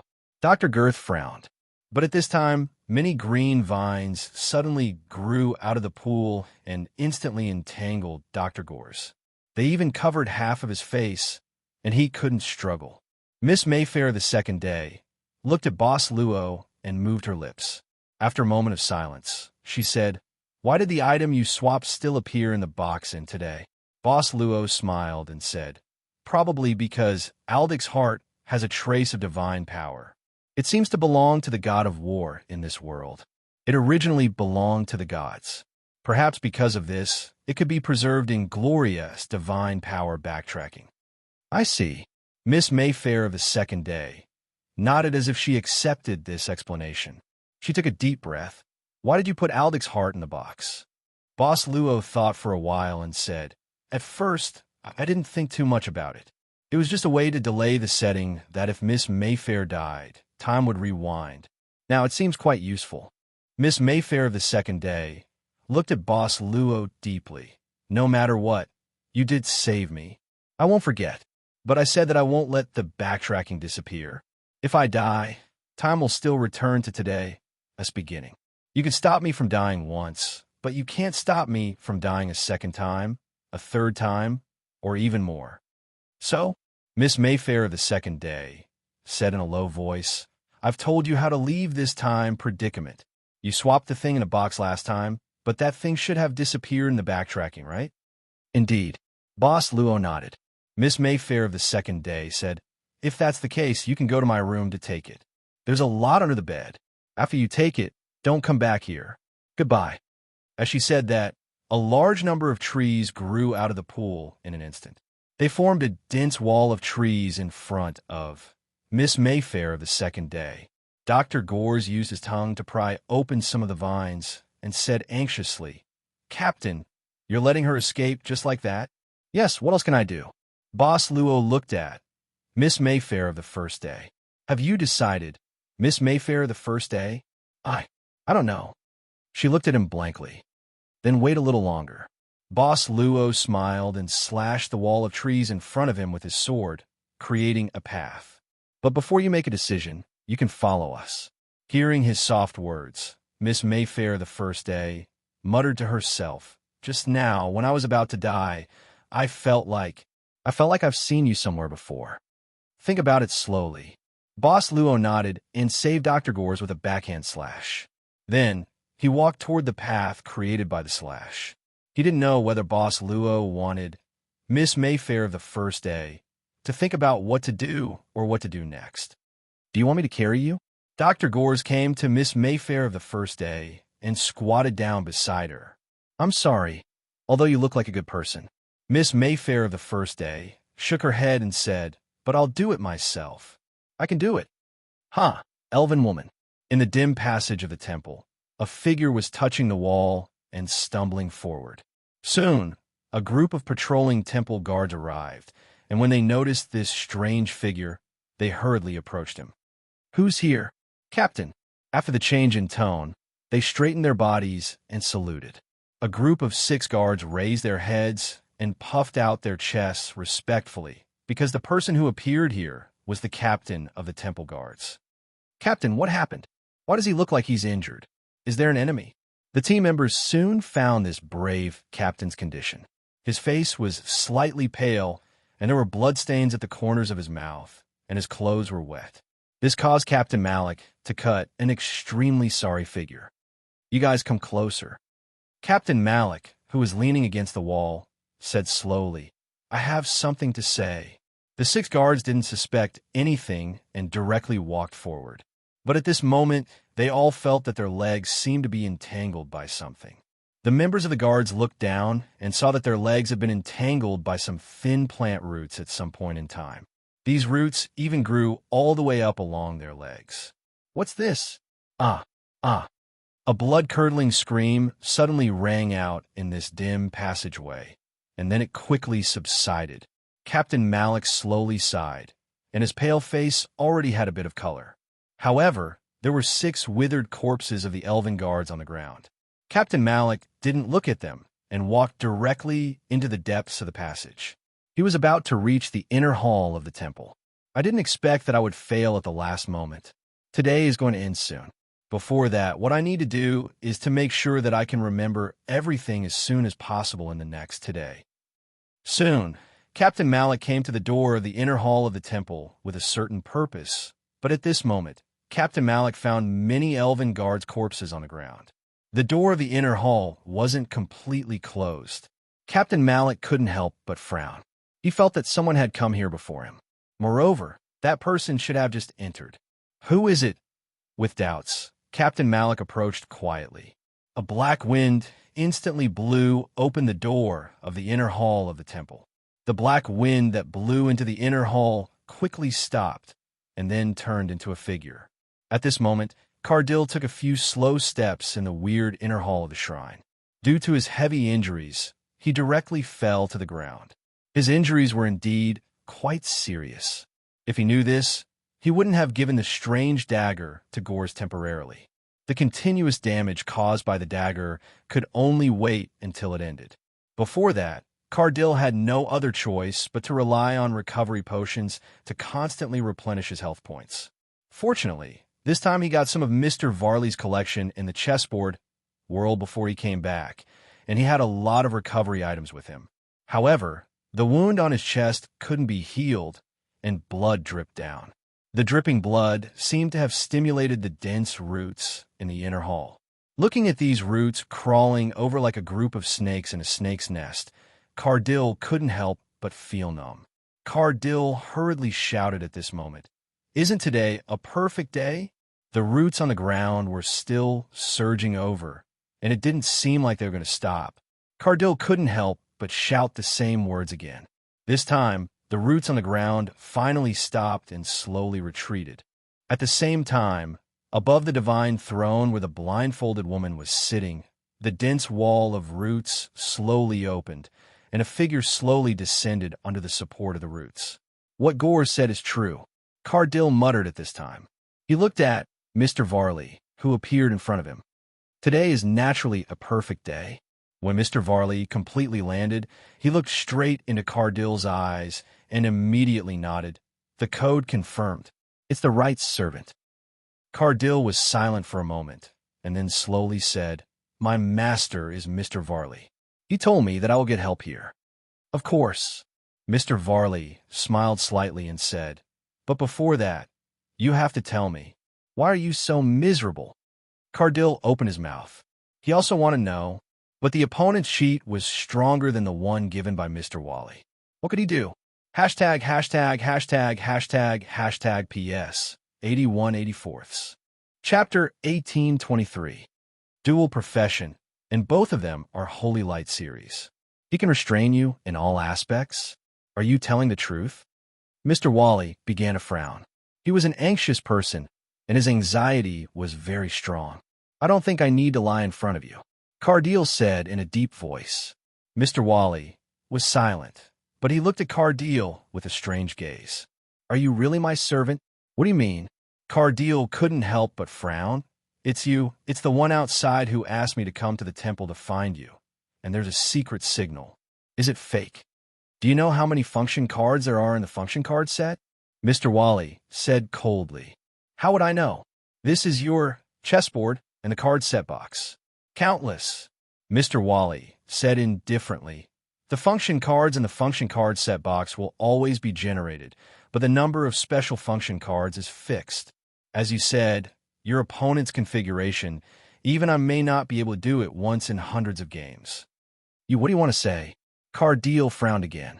He felt some kind of distrust from Mr. Wally's words. I don't want to say anything. Mr. Wally shook his head and said, I'm just curious. How did a master who participated in the chessboard game for the first time get such a combination of cards that the success rate is infinitely close to zero? It's not that simple. Cardile said indifferently. You give me more inheritance and let me defeat them. You can ask them again, right? Chessboard is yours. No matter how powerful the opponent is, don't you have a way to deal with it? Let me kill myself and retrain, or change my class again, or give me special items that I will win. Why do you care so much? Mr. Wally also felt that Cade's words were very reasonable. But the problem was that a dual-class holy light servant with a holy set didn't have any weakness. Okay? Don't you have it? As if he saw through Mr. Wally's silence, Cadell seemed to have thought of something. Why you can't help me defeat him? It's not that there's no way. Mr. Wally shook his head and thought. The key is whether it is worth it to use it here or not. Make it clear, Cardile said seriously. Now, if I lose, it won't do you any good either. The servant and the master were closely connected. Although I don't know what kind of relationship you have with my master outside, one thing is for sure. If I lose, it won't be a good thing for you. Prama's divine descent. Mr. Wally heaved a sigh of relief and said, a chance to summon the clone of Goddess Prama to battle, an item that can only be used once in every game of chessboard. In front of the divine power of the goddess, no servant with class ability can resist. This is good stuff. Cadillac nodded. He felt like having such an item would fit Wally's identity as the owner of chessboard. Then what are we waiting for? Once it's used, Mr. Wally said indifferently, then challenging the final guardian might not be able to pass the game smoothly. Such a consequence is not very good. What was the consequence? Cardile frowned. Although this chessboard game was based on the layout of the game of Bravehearts that was popular in the inhuman domain, there were too many strange places. Although the final guardian of the game of Bravehearts was powerful, it was an existence that couldn't be defeated. If there is no way to defeat the guardian of this game, then this game will never stop. Mr. Wally said slowly, it means that a new game will never start. You will be trapped here until you find a way to defeat the guardian. What if I can't find it? Cardile's face changed slightly. Then you can only die here, Mr. Wally whispered. And because this game has not been completed, chessboard will not be opened again. Cardile was shocked and immediately frowned. There is no other way. Now, there are only 3 choices. First, you give me the item to summon the goddess, and then try your luck to see if I can find another way to defeat the guardian. But this option is obviously very risky. Otherwise, you wouldn't hesitate. Second, make peace. Forget the previous unhappiness, ally with your opponent, and challenge the guardian together. The last one, Mr. Wally looked at Cardile and said indifferently, I will give you the item now, and then you will challenge the guardian directly, right? This is obviously the wisest choice. Cardile shrugged. But I have to tell you. Mr. Wally shook his head and said, the guardian will only appear when there is a challenger on one side. Although it is not necessarily a situation where only one side is left, the premise is that there must be only one side left. I can only choose to ally. Cardile was stunned and then sighed. This is nothing. Although I was killed once, I didn't really die. In front of greater interests, I can choose to temporarily put this down. As long as I can leave and return to the outside world, there will be many opportunities to settle accounts in the future. What are you hesitating for? Give me the item. Mr. Wally shook his head and said, You haven't completed the prerequisite to defeat the Oracle. I can't give you that item now. Just this? Cardil opened his mouth and then sighed in relief. I thought it was something else. There will be opportunities. Anyway, I can do it again. If I can't kill him the first time, I can repeat it a few more times. I can always find a way to kill the Oracle. A few more times? Unexpectedly, Mr. Wally said in surprise. Why do you have to do it a few more times? Do you think it is easy to prepare for a grand ceremony? It takes at least 10 years to prepare for a grand ceremony in the home of elves. Prama only comes once every 10 years. Today is going to be over soon, and it is too late. If you miss this time, you can only wait for another 10 years. Okay? 10 years, Cardil said in surprise. What 10 years? After today's failure, didn't it reset to the beginning of today immediately? I have experienced it twice. This is the second today, okay? Yesterday, last time I almost defeated the Oracle. If it wasn't for the time suddenly rewinding, how could there be so much trouble? Now that I think about it, Gores must have done something in the last time to reset the time. Reset backtrack? Mr. Wally suddenly looked at Cardil. He reached out his hand. The blindfolded woman on the throne also raised her hand abruptly. The thick and long roots reached out crazily and directly grabbed Cartier. Then, she took him back and sent him to Mr. Varley. What did you say, reset backtrack? Can you say it again? Reset backtrack. Cardil showed a trace of panic. He felt that this Mr. Wally was not normal at this time. So he had to say in a panic, time should be rewinding indefinitely. As long as something goes wrong, it will immediately return to the beginning of today. Really, this is the second time I have experienced today. Gores and the others must have experienced it more than once. Otherwise, I would have waited for you in the forest. The female elf you mentioned outside, I went to the tree house, but I didn't see her. That's why I directly joined the grand ceremony. But this time, I don't know why the Oracle changed to Gores. Let go of me. Reset, reset, reset. Mr. Varley lowered his head and murmured to himself. Suddenly, he raised his head, and the roots that grabbed Cardil tightened. His voice seemed to be squeezed out from his throat. Tell me, how much time has passed outside? What? How much time has passed? How long has it been since I left the family? Cardil could only say with difficulty. Wally Tsimish was expelled from the Tsimish family's territory because the Grand Duke didn't like you. It was more than 100 years ago. Are you serious? You didn't lie to me? In this situation, How can I lie to you? Cardil breathed painfully. Wait. You. Don't you know? Mr. Wally suddenly became indifferent. He put Cardil down and said calmly, I suddenly remembered that there is a way to defeat your opponent without using the goddess summoning item. Cardil breathed heavily for a while and said in shock, What did you say? Why didn't you say it just now? Mr. Wally said calmly, There are thousands of items in the chessboard game, and the combinations are endless. I didn't think of any problem at the moment. Go, lure your opponent here. I will have a way to deal with them. But remember, you must do it before today ends. What if I fail today and backtrack? Cardil frowned. Then you can tell me again tomorrow. Mr. Wally said calmly, but you have to come earlier so that I don't have to waste time thinking. Cardil looked at Mr. Wally suspiciously, but he still agreed for the time being. However, he couldn't contact Mr. Wally, who was the master outside, so he could only act according to the situation. Then I will go and see if I can lure them here. Cardil thought for a while and said, They shouldn't have left the godly palace yet. After saying that, Cardil quickly turned around and left. However, when he opened the gate of the inner palace of the godly palace, a figure was already standing outside. You are. Cardil was stunned, and then he frowned. It's you, God's messenger. Malik? At this moment, the person who appeared in front of the gate was Captain Malik. Seeing Captain Malik standing outside the gate, Mr. Wally was obviously stunned. Then he frowned and waved his hand. Malik? I'm not hungry now. You can go. If I need you, I will call you again.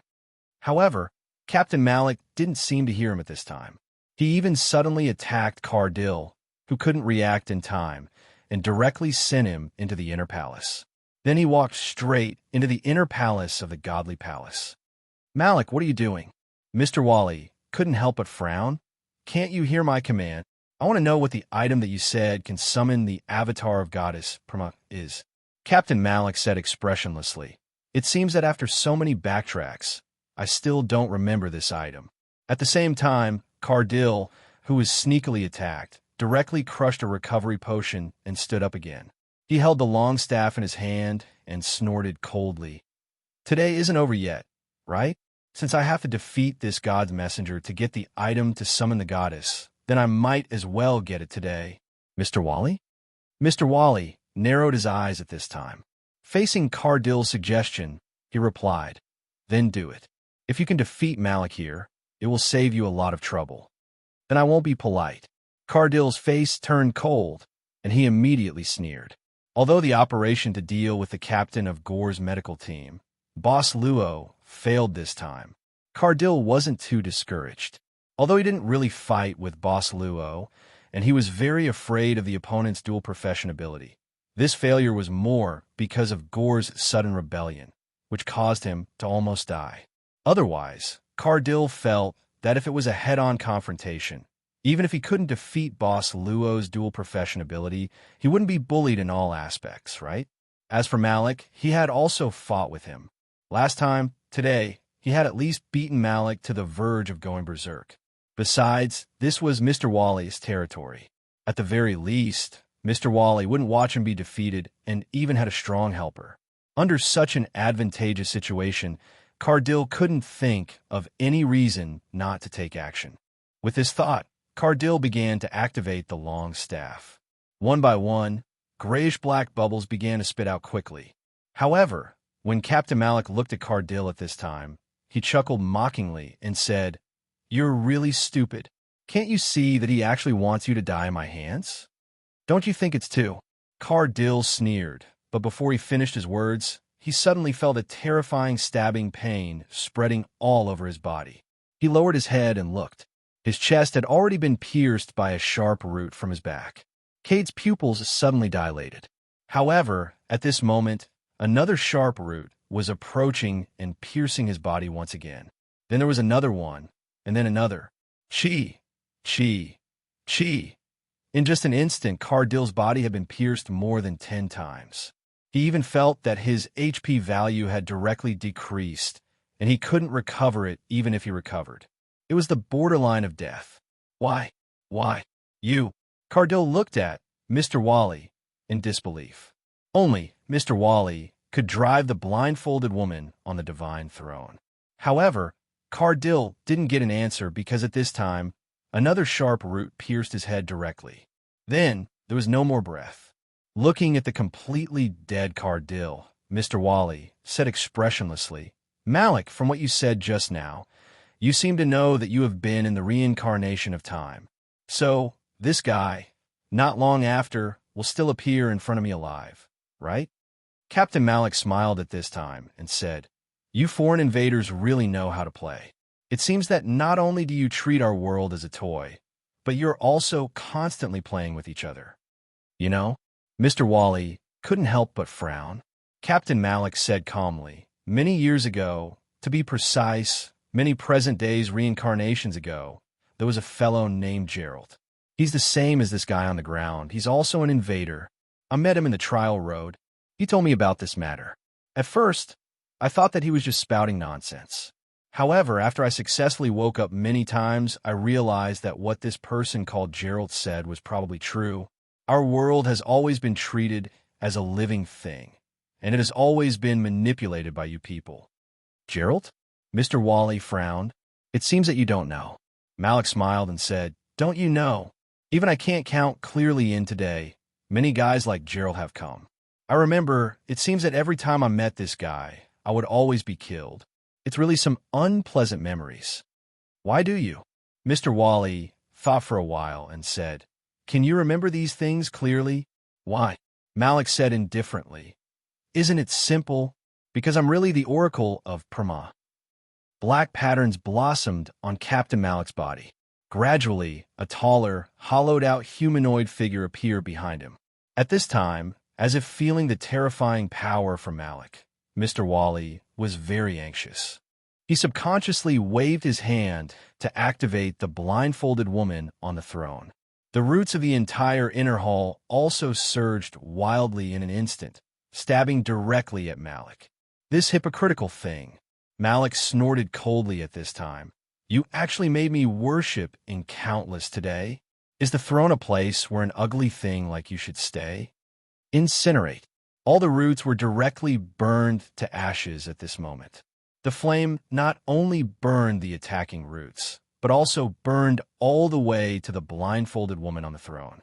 When the flame began to burn on the blindfolded woman's body, the blindfolded woman actually howled in pain. In just an instant, the beautiful woman's body was burned away, and what was exposed was the ugly appearance of a tree monster. It quickly turned into charcoal, and then shattered. At this moment, only ashes could be seen everywhere in the main hall. Mr. Wally's face changed in shock. He stepped back a few steps without saying a word. At the same time, he raised his palm. A bracelet on his wrist released light, and a barrier appeared in front of him. Only after killing me can you get the item to summon Prama's avatar. Captain Malik's eyes suddenly showed golden light. He directly broke the barrier in front of Mr. Wally with a stretch of his hand and sucked him out of thin air, grabbing his throat. Why? You want to kill me? Although Mr. Wally panicked, he didn't panic.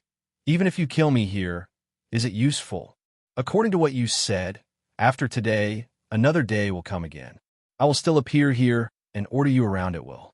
Even if you can vent your anger by killing me this time, it still can't change the fact that I can order you around and scold you every time. Don't worry, Malik said calmly. The reason I invaded the inner palace this time was so that I could be the first to wake up and also to kill you at the first opportunity. Mr. Wally said quickly, how about we cooperate? Cooperate to change the current nightmarish reincarnation? I think you don't want to be trapped in this nightmare all the time. Malik didn't move at all. Mr. Wally said again, I tell you, I'm also a person who was abandoned here. Until today, until this guy named Cade Lai came, I discovered this truth. Not necessarily, maybe I thought about it before, but the reincarnation of time made me forget it. Just like that, I lived the same day for more than 100 years in the outside world without knowing it. You can understand the anger in my heart at this time, right? Malik loosened his grip on Mr. Wally at this time. I want revenge. Mr. Wally gritted his teeth and said with hatred, I won't let the guy who tricked me here and left me here have an easy time. I won't let him win. I want him to lose completely and let him fall into a more angry hatred than me. What can you do? Malik said calmly. From the looks of it, you're like a toy locked up in a cage. How can you take revenge on your enemies outside the cage? I can, Mr. Wally said angrily. I can close this chessboard forever. Let him have the chessboard, but he can't open it again. Let him see the countless wealth here, but he can't get it. Let him be anxious every day and can't get away. Torture. This is the biggest torture. Maybe I can even initiate the chessboard as punishment on him. He will be afraid, an unprecedented fear. Close the chessboard? Malik frowned. Do you really have a way to close this so-called chessboard? And then from today onwards, the foreign invaders can't come to our world again. Yes, Mr. Wall nodded. As long as I use the item to summon the goddess here, the challenger can't fight against the final guardian. In this way, this game will always be in progress. What should I do? Malik completely let go of Mr. Wally this time. Mr. Wally thought for a while, then walked to the throne. He smashed the throne with force. In the pedestal of the throne, there was a short sword with the same black pattern as Malik's body. Mr. Wally pulled out the short sword, came to Malik again, and said in a deep voice, killing you is to get an item called the Goddess Crystal from you. It can be embedded in this Prama's blade, so it can release the power of the Goddess Prama's blade once. You want to kill me? Malik couldn't help sneering, and his eyes were full of killing intent again. Mr. Wally shook his head and said, "No, I'm just saying that since killing you can get the goddess crystal, maybe when you hold this Prama's blade, you can already use the divine power of Prama's blade. Maybe you can break this reincarnation nightmare." "You're just speculating," Malik said indifferently. "It's better than doing nothing." Mr. Varley gritted his teeth and said, "Even if this is the only time I know the truth, I won't just sit there and wait for my death. Besides, I have already told you the secret. Even if you fail this time, if you can wake up in the future, you can come and take away Promer's blade or avoid being killed by other servants. No matter what, my other self will face the situation of chessboard, being closed, or being punished by chessboard." Mr. Wally handed over Prama's blade, at this time with an honest look. Malik glanced at him and stretched out his hand. However, at this time, in the ashes, a root suddenly regenerated and shot out like lightning. It directly took away Prama's blade in Mr. Wally's hand. Malik turned around. Prama's blade had fallen into a white hand. The next day, Miss Mayfair. Mayfair? The sacrifice that should be sent to the mountain? Mr. Wally couldn't help but frown and looked at Malik. "Why is she here?" Malik just waved his hand, and an invisible force directly swept Mr. Wally away. He looked at, the next day, Mayfair, and said indifferently, "It doesn't matter if you take it away this time. Anyway, I already know its existence. Tomorrow, or the day after tomorrow, I will naturally come to get it. I will get it eventually." The next day, Mayfair thought for a while and said, "I think maybe I should erase you from today. Are you sure?" Malik walked step by step. "If you want to erase me from today, you have to let all this illusion return to reality. Aren't you afraid that it will erode the hometown of the elf? It's better than facing your ambition to take away Gloria's power every time." The next day, Mayfair took a deep breath and said, "Even if I'm the only one left, it's fine." With that, the pattern on. The next day, Mayfair, his forehead began to bloom crazily. The power instantly flowed into Prama in her hand. Malik's face changed dramatically, and the hollow figure behind him instantly exploded, shouting angrily, "You can't do this!" However, an intense wave of light burst out from the second day's Mayfair. His body, it spread out, rapidly, crazily spreading out, a dash. While running, the first day Mayfair suddenly screamed in horror and then fell to the ground. At this time, she hugged her head with both hands, and her eyes became empty. At the same time, a light wave spread out. It passed by instantly and then rushed to the distance. After the light wave passed by, more than half of the passage of the godly palace had disappeared. Dr. Gores looked at the scene in front of him in a daze. It was a broken wall. "This is..." Dr. Gores couldn't help but mutter to himself. Boss Luo said softly, "It seems that this is the real hometown of the elf. A hometown of the elf that has already perished." Looking into the distance, the godly palace no longer existed. What existed was only a ruin. At the foot of the mountain, the elf's hometown no longer had bright lights. The entire hometown of the elf had become extremely desolate at this time. Hashtag, hashtag, hashtag, hashtag, hashtag PS. As usual. Chapter 1824. I can't see the starry sky here. Nin Xiaonan stared at the dark night in a daze. She was still on the rooftop of an elf's house, waiting for Mr. Luo, who was supposed to come. She felt sleepy while waiting, so she decided to lie down for a while. Suddenly, a light wave swept over. Nan Xiaonan shuddered from head to toe. Then, her body started to fall. Her buttocks landed on the ground. Perhaps it was because this part of her body was heavier. Obviously, it was very painful. But compared to this part of the pain, what she saw in front of her shocked her even more. She raised her head like a caterpillar and looked up. What she saw was a long and dilapidated street. There was no one around, and there were only ruins around. Even the house she was in seemed to have collapsed long ago. Moreover, it was a long time ago. She lowered her head to look. What her body was pressing down on was shockingly a worn-out wooden puppet. The puppet's face had long been eroded by the passage of time and had become blurred. A light beam was released from the top of the holy mountain in the distance. The real elven hometown? Dr. Gores was startled at first. Then he frowned and said, "Why do you say that? Is the elven hometown that we have been living in fake?"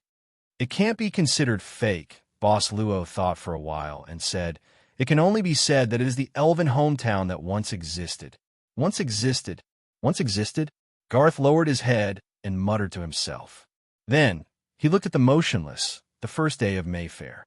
He seemed to have thought of something and subconsciously said, "Time. Today as time has passed. Now it's tomorrow. Tomorrow. It's not tomorrow." At this moment, the first day Mayfair suddenly raised her head. Her eyes were still empty as she muttered, "It's yesterday, a long, long time ago yesterday. It's me. I caused yesterday." Gores was about to ask. A large number of black patterns suddenly appeared on the first day Mayfair's body. The patterns even grew all the way from her body to the broken long corridor of the temple. It continued to spread. In an instant, it grew to a distance of about 50 or 60 meters. After that, black plant roots appeared on the ground and wrapped around the first day Mayfair, his legs. They continued to grow until the first day Mayfair was sent to the sky. The gigantic purplish-black leaf finally wrapped the first day of Mayfair inside. Before they could be shocked, a figure was falling from above and smashing into the ground, right in front of Boss Luo and Dr. Gores, raising a large amount of dust. At this moment, Dr. Girth gritted his teeth and made up his mind. He rushed forward and stopped in front of Boss Luo, shouting, "Be careful. It's dangerous." He acted as if he was just trying to protect her. "Thank you, Mr. Gores," Boss Luo said casually. "You're welcome." Dr. Gores turned back and said seriously, "Thanks for taking care of me all this time. I should do something for you." "But I think there's no danger for now," Boss Luo said with a smile. When the figure fell, Boss Luo could clearly see that it was Malik. If he could see it clearly, Dr. Gores could also see it clearly. Then, the reason why Captain Malik fell so pathetically was Boss Luo and Gores looked up at the same time. They saw a beautiful figure slowly descending from the sky. The second day Mayfair. The second day Mayfair was holding a short sword in her hand. Black patterns bloomed on her body. Her long hair spread out slightly, and her whole body was filled with a strange green light. In the dust, Malik grabbed his left arm and walked out in a slightly pathetically. There was a bright blood stain on the corner of his mouth. This was completely the scene of the Mephistopheles of the second day, easily beating up Malik. At this moment, Dr. Jurls could not help but slightly change his expression. At this moment, the Mayfair of the second day seemed to be a little different. He actually did not dare to look at the other party directly, and a sense of awe appeared out of nowhere. But at this moment, a clear message appeared in his consciousness. It came from chessboard. The source of nightmares appeared. Brave people, rescue the Oracle and end the source of nightmares, Mayfair. When it's time to make a move, do you want to wait until it's cold? This message came very suddenly and seemed to have a trace of urgency. Dr. Gores' expression changed several times, and he subconsciously looked at Boss Luo. "You heard it too, Mission?" Boss Luo nodded, as if he was thinking about something. However, the second day Mayfair didn't waste any time. When she saw Malik walk out of the dust, she had already made her move. Malik faced the second day Mayfair's attack, and his expression became extremely solemn. He took a deep breath and swung his sword with one hand to meet the attack. However, he was only able to block the attack before his body was sent flying backwards. After crashing through several walls in succession, he finally came to a stop. When Malik stood up again, the second dame Mayfair had already appeared in front of him. She raised her hand, and the green light instantly formed a huge energy claw outside her palm, tearing it fiercely. At that moment, Malik was unable to raise his sword in time. Just as he was about to lose his life to the gigantic energy claw, a shield of light suddenly appeared in front of him. At the same time that the shield of light blocked the gigantic energy claw, it also shattered. The second day Mayfair, his eyes focused, and, at this moment, an arc of sword light slashed toward her. She gritted her teeth and reached out to block it. A loud sound. At this moment, Malik was gone. At this moment, a figure directly helped Malik away. It was Dr. Gores. The second day Mayfair didn't chase after him. Instead, her face darkened, and she stared blankly in front of her. "Why did you stop me?" In front of her, Boss Luo, who was holding a big sword but didn't look like a swordsman, slowly said, "What we need to do now is to save Mr. Malik, and then it seems like we need to defeat you." The second day Mayfair, S expression changed slightly, and the green light on her body suddenly surged, as if she was angry. "To think that it seems that all of you invaders are the same, a group of people who are selfish." Then, the second day Mayfair directly rushed forward and instantly raised her energy claw, but a light shield appeared in front of Boss Luo and once again blocked the energy claw. It was a stalemate. "It seems that compared to Mr. Malik, you seem to know about the things outside the chessboard earlier." Boss Luo saw that the light shield was able to slightly block the attack, and he was relieved and started to speak. "Why are you still talking about this now?" The second day Mayfair continued to increase her strength. Seeing that the light shield was starting to shatter bit by bit, the increase in strength unknowingly increased by a lot. Finally, the light shield instantly shattered, and the energy claw was about to land. The second day Mayfair, his eyes flashed with a trace of reluctance, but she gritted her teeth and didn't stop. However, at this moment, just as the light shield was about to shatter, the energy claw was blocked once again. There was actually another light shield. This ring can release 3 protective shields. Boss Luo opened his palm at this moment. "I have a few more. Are you a turtle with a shell?" The second day Mayfair couldn't help but be furious, and as if she was about to explode, both of her hands formed energy claws, and she attacked crazily. At the same time, the rings on Boss Luo's hand also started to shatter one by one. Knowing that all the rings on his hand had completely shattered, the second day Mayfair was already slightly panting. But seeing that the rings had disappeared, the second day Mayfair instantly gathered her strength, and the energy claw crazily clawed down. Die! Bang dash! It was blocked. Seeing that the light shield that appeared in front of her instead of a light shield, the second day Mayfair stared at Luochio as if she couldn't wait to swallow him up, and she said angrily, There are more. You lied to me. The rings are gone, and I didn't mean to lie to you." Boss Luo shook his head. "But there are still 2 bracelets and a few pairs of earrings. Because I don't have the habit of wearing earrings, I didn't wear them, but the effect is actually the same when you wear them. Don't you think that's infuriating?" Anyway, Dr. Gores, who was watching from a distance, felt that if it were him, he would have vomited blood. This captain was so evil. Why did you save me?" But at this moment, Malik frowned and asked. Facing Malik's question, Dr. Gores said without thinking, "I like your face. Is this reason enough?" Malik was silent, and then he sighed. "I didn't expect that I would be saved by you invaders, but I won't be grateful to you. For such a long time, I've been killed by you invaders countless times." "It's useless to say this," Dr. Gores said indifferently. "Our mission now is to save you and then end Mayfair. Aren't you the Oracle of Perma? Do you know any way to deal with her? The power of Gloria can't be used for too long." Malik thought for a while and said, "The elven homeland is isolated from the outside world. The purpose is to resist a force that erodes this world. The elven homeland is the last place left in this world. The power of isolation comes from the power of Gloria and Perma. Once she uses too much power, it will affect the internal balance of the power of isolation, which is something she doesn't want to see." Sure enough, as if to verify Malik's words, the attack of the next day's Mayfair did indeed slow down, and the power displayed even decreased. The power that erodes this world? Dr. Gores was startled. What power that erodes this world? The world inside chessboard. Was it not generated by chessboard? Malik said coldly at this time, "You invaded our world, don't you know?" "I know, I need a dumbfounded face." My face is used to seduce little girls. Forget it. It's useless to say this now. Malik immediately shook his head. She may be able to control it, but the other one may not.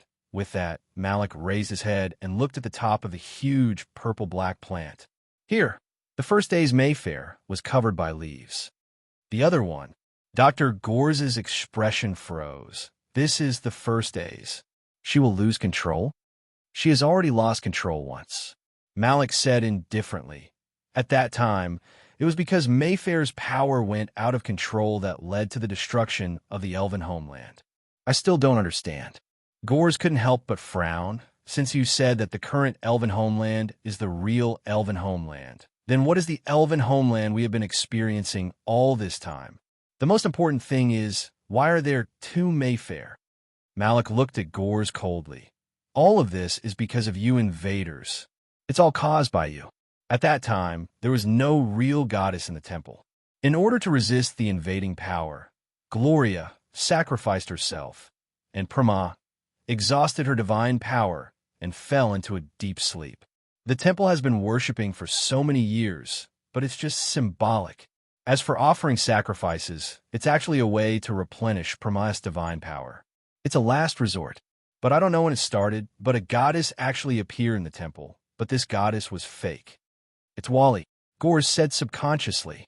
Malik nodded. That guy cultivated an evil monster in the inner hall of the temple. He has been using the name of the goddess to constantly devour pure elves. The great sacrifice was originally only held once every 10 years, but because of his arrival, the great sacrifice was held continuously. Finally, one day, the secret in the inner hall was discovered by an intern of the temple guards. This intern is Mayfair. She is the reincarnation of Gloria. Malik sighed and said, but she didn't really awaken. Maybe it's because it's not the time yet. At that time, she, who was still looking forward to becoming a goddess guard, witnessed the cruel scene in the inner hall. She tried to expose and resist, but in the end, she was sent up the mountain as a new sacrifice. She escaped again, but in order to meet the requirements of the temple, the village had to change the sacrifice temporarily. Jolena, Dr. Gors said subconsciously, and then remembered the pair of particularly plump red lips and couldn't help but shiver. Captain Malik nodded. That day, Mayfair, who learned about this matter, quietly sneaked into the temple. In the inner hall, she saw the girl who replaced her being cruelly eaten. She saw the girl crawling to her in pain, asking for help. Finally, regret and self-blame made the immature power of the goddess Gloria go berserk in her body. And the result of going berserk is the hometown of the elves that you see now. Then Dr. Gors opened his mouth. When he heard this, he had already guessed the general situation. Malik looked at him. The power of Gloria is reincarnation and rebirth. When Mayfair destroyed everything and woke up, she forced herself to create the elves' hometown of the elves because she couldn't accept the fact that she destroyed the elves' hometown. She forced herself to create the elves' hometown of the elves and let time stop forever on the day before the destruction. No, Dr. Gors frowned. This isn't right. There should only be one Mayfair. Why are there two? Why can we still jump back and forth between the first day and the second day? I don't understand either.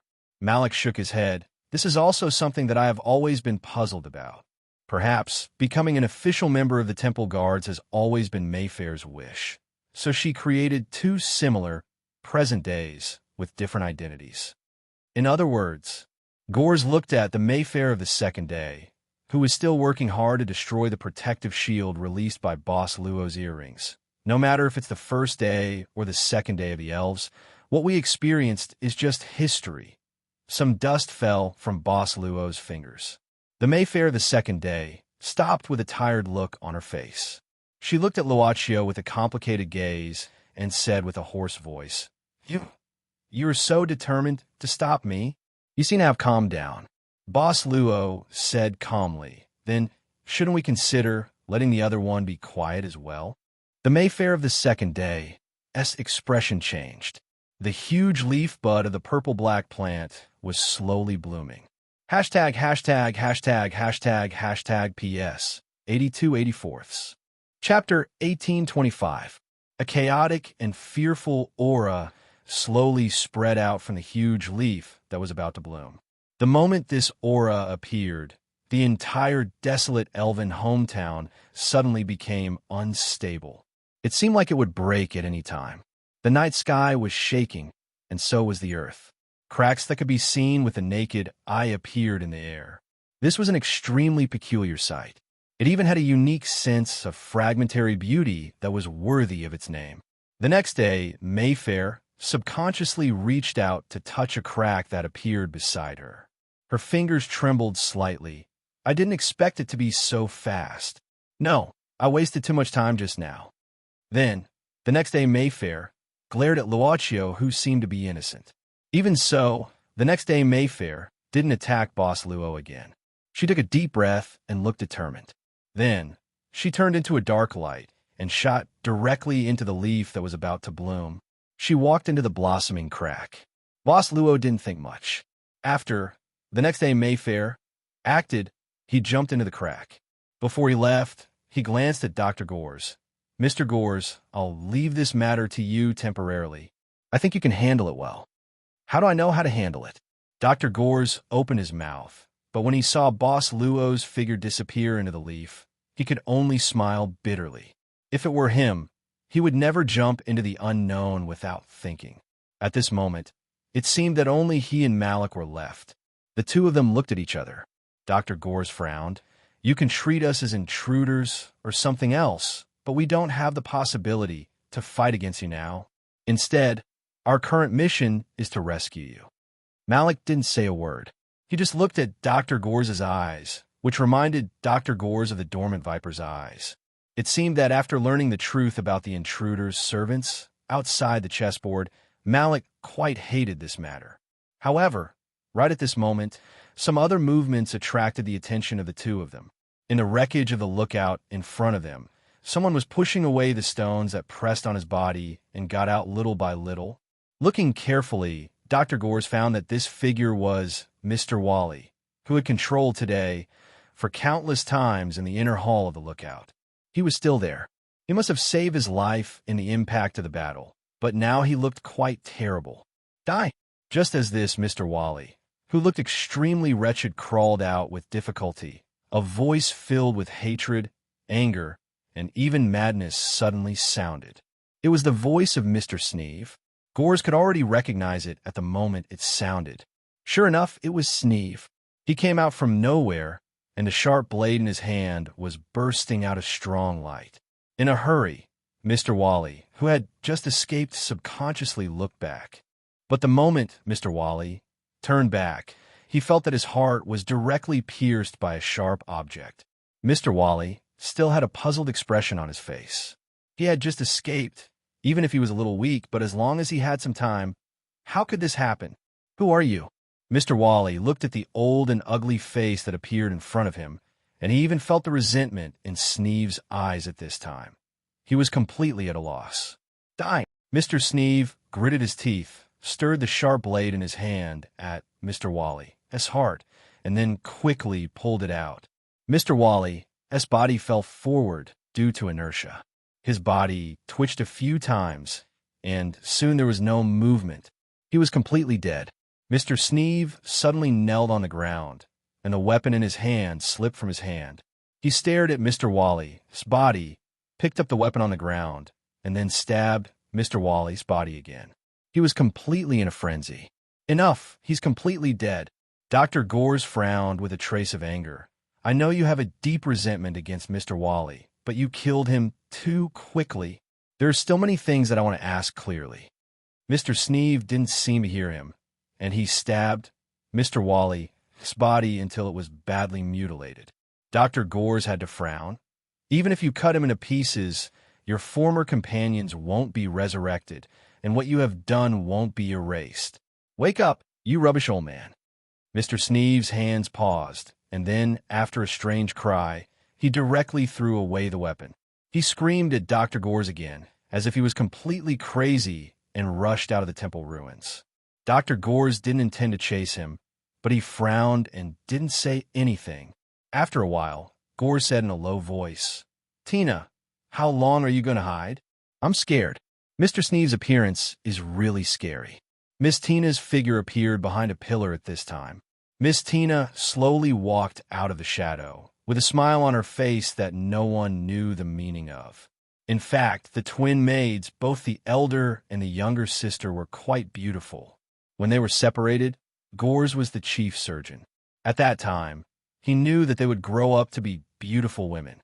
But Dr. Gore's didn't have time to appreciate these at this time. Instead, he frowned. "How long have you been here? Why haven't you appeared?" The maid looked scared. "Doctor, Mr. Sneeve and I are the weakest in the team. If we don't protect ourselves well, it will be very dangerous." Dr. Gore's shook his head. He wouldn't care too much about this matter with Tina. As for Mr. Wally, he was already dead, and it was useless to care too much about it.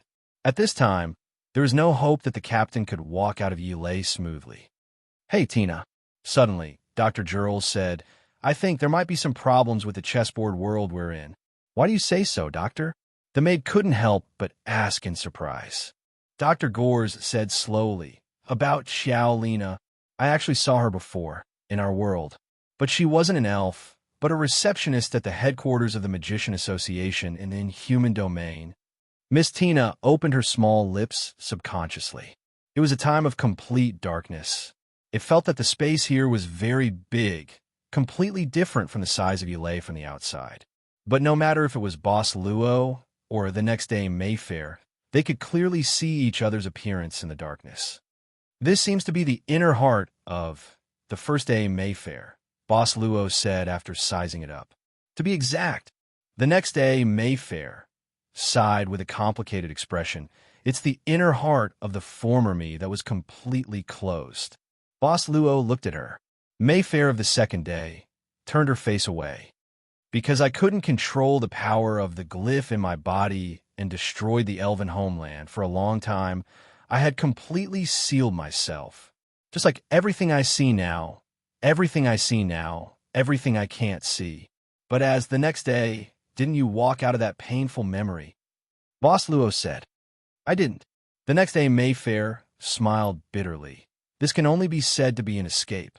Maybe it's because I was escaping from this pain in the past." In a crazy self-reproach, the power of Gloria in my body seemed to respond.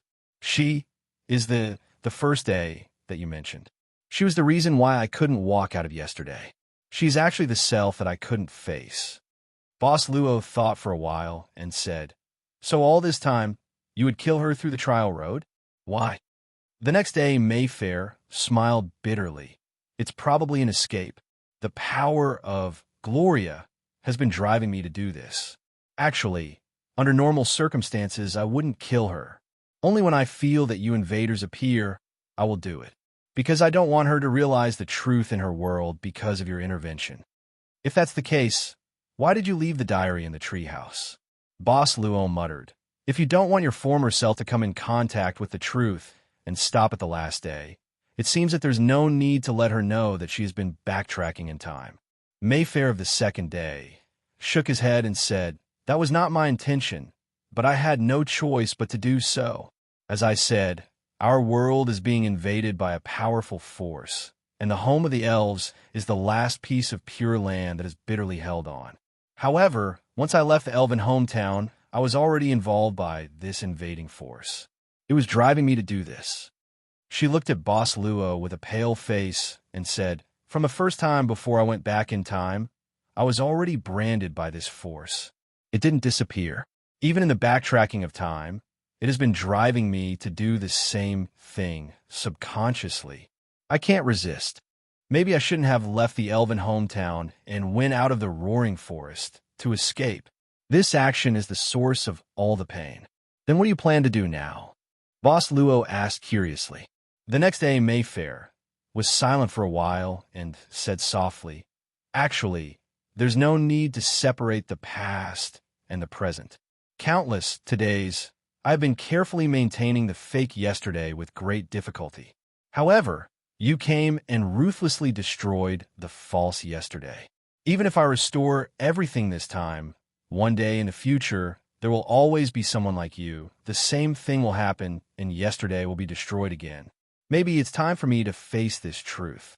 Instead of saying that this is the fake yesterday created by the first day, because I don't want to face the pain of the tomorrow, it's better to say that this is actually the me who has always been awake and has never really faced all of this. You plan to take back the first day Mayfair, right? Boss Luo felt the determination of the next day Mayfair at this time. She nodded and smiled sadly. After all, no matter what, I can't let the isolation of the elven hometown disappear and eventually become the plaything of the invading force. This is already the last place in our world and the last remnant of the world created by Gloria and Prama. Even if I don't want to, the divine power of Gloria that I inherited will not allow me to do so. You are the world created by Gloria and Prama. Boss Luo was stunned and asked subconsciously, "Is there a problem?" The next day Mayfair said casually, "Oh, by the way, their legend in the elven hometown should have been erased by the invading force long ago. It's not strange that you don't know. Even the elven homeland, the elves don't know about this matter. All they know is that the two goddesses created the elven homeland. In fact, most of them have probably forgotten about it and take it as a matter of course." "I see." Boss Luo seemed to be talking to himself. "I finally figured it out." "Figure out what?" The next day Mayfair subconsciously frowned and asked. "Compared to this," Boss Luo suddenly said, "perhaps what you should consider now is whether the first day Mayfair is willing to return to your side." "You mean?" The next day Mayfair seemed to feel something and suddenly turned around. In this dark but visible space, behind her and Luo Chio, a figure emitting an aura of death appeared out of nowhere. The first day Mayfair. However, unlike the pure and innocent appearance of the first day of Mayfair, the current her appeared to be extremely chaotic, like a puppet controlled by some kind of power.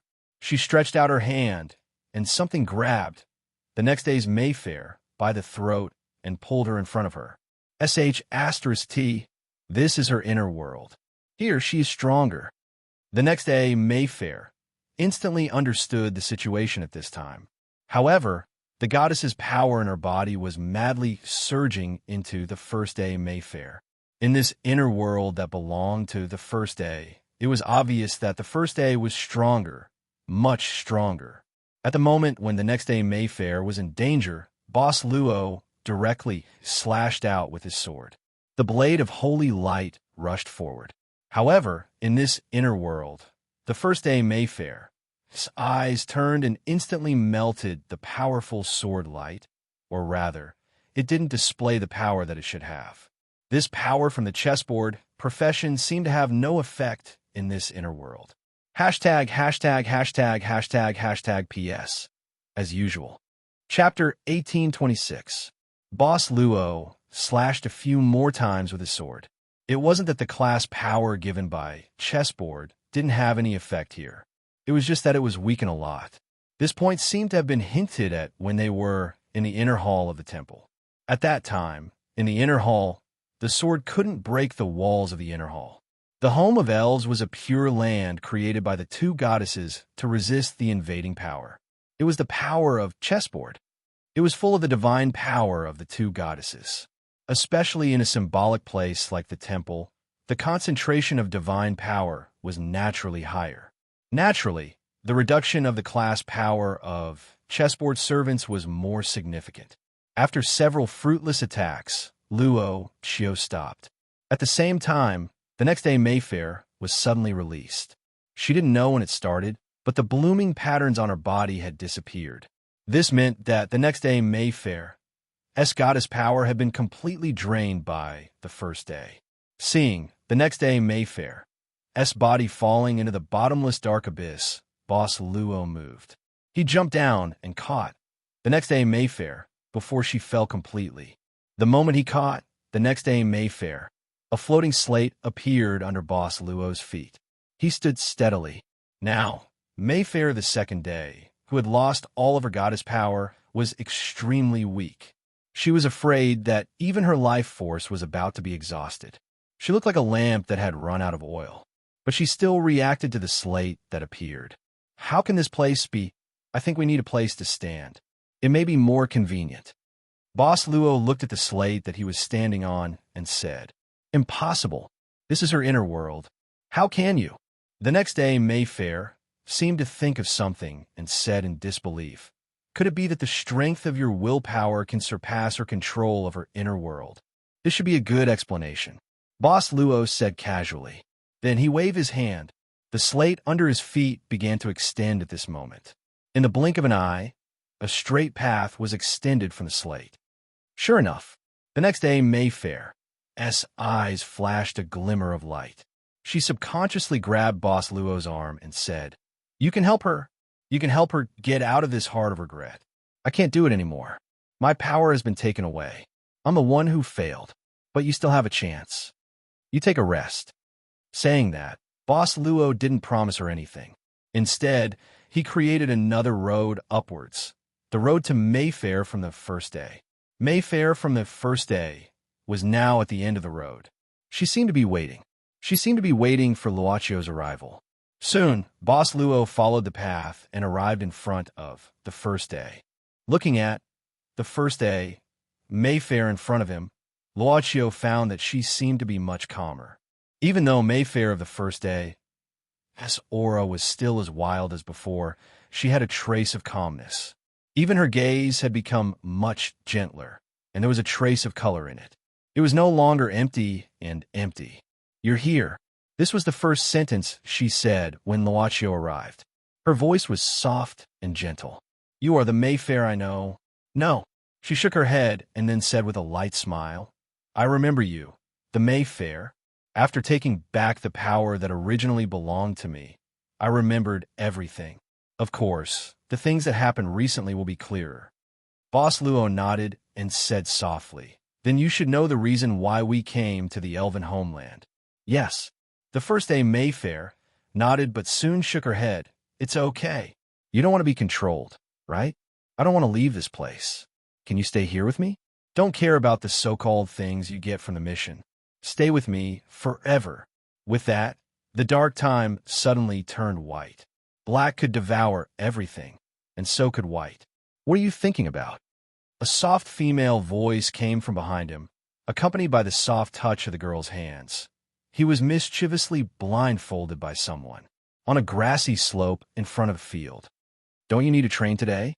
He took the girl's hand away from his eyes and smiled. Today, Captain Malik praised me. He said that I was very serious in training, so he gave me half a day's rest. The girl smiled slightly. She sat down beside him. The sweet smile on her face was very suitable for the grass swaying in the wind. There was even a sweet fragrance floating in the air. For you. The girl held an exquisite bag with both hands and pulled open the string tied to it. I bought it on the way. It just came out of the oven. It was as if it was her favorite item. In the bag, there was a milky white candy with a trace of heat. Very good. He smiled, took a piece from the bag, put it in his mouth, and carefully chewed it. She talked about the things that happened during her training. Many of them were tough times. You know, I'm actually very scared. Maybe I won't be able to pass the test and become a Real Temple Guard. This is my dream. The girl's mood suddenly became gloomy, as if she wanted to find someone to rely on. She gently rested her head on his shoulder. He smiled and said, The hard work you put in when you leave early and come back late. And when you don't want to train, when you feel too tired and don't want to force yourself. But in the end, when you grit your teeth and persevere, maybe that's the dream you're pursuing. The girl raised her head and looked at him, her eyes flickering. He said softly, Since you've already put in so much effort, then I think, even if you can't achieve your dream in the end, there will always be some greater things that will quietly come to your side. The girl's eyes gradually became hazy. Luo, has someone ever told you that your eyes can always calm people? Stay with me, okay? The girl closed her eyes. She wanted to kiss his lips, so she moved her body closer to him. Soon, she touched something. It was a very sweet smell. The girl suddenly opened her eyes, but the boy in front of her had a smile on his face. He took the opportunity to put the candy in the bag to her lips. Be careful, you'll get fat. He winked and chuckled. "You're so annoying." She puffed up her cheeks angrily, and her face was slightly red, like a red apple that was about to be picked. However, she seemed reluctant to hit him. After patting him a few times, she hugged her knees and looked at the fields in the distance. A gentle breeze blew on them. The elven home was peaceful and far away, as if there were no worries. Suddenly, the girl said softly, Tomorrow's grand ceremony. Do you want to come?" He smiled and said, "Everyone has to attend. I think I have no reason not to go." She glared at him and immediately stood up, quickly running away, but a voice came, "At dusk, I'll wait for you at the water wheel next to the Creek Tavern." The wind covered her next words. Perhaps it was something like, "You must come." He watched her figure disappear at the end of the field, then lay down on the grass on the slope and closed his eyes, as if he was enjoying the peace here. The lights were reflected on the stream.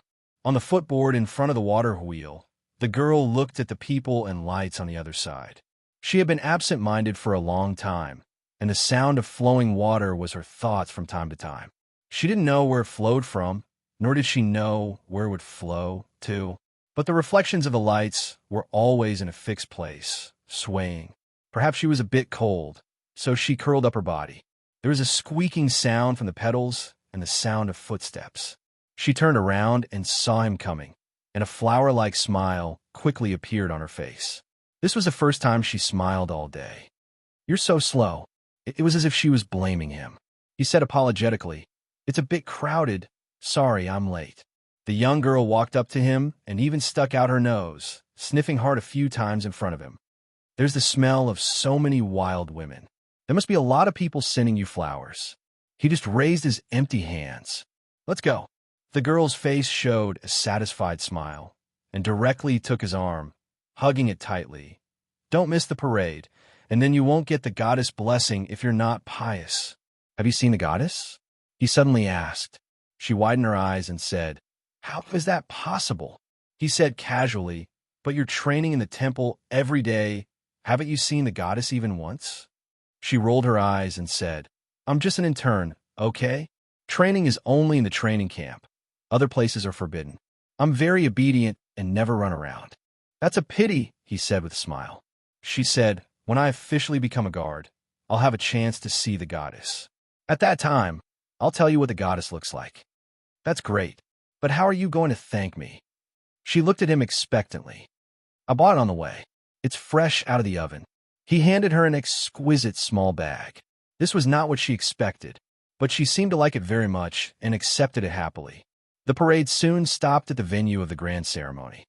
The young elf men and women were gathered in front of the crowd, waiting devoutly, waiting for the moment when the sacrifice girl brought the goddess blessing.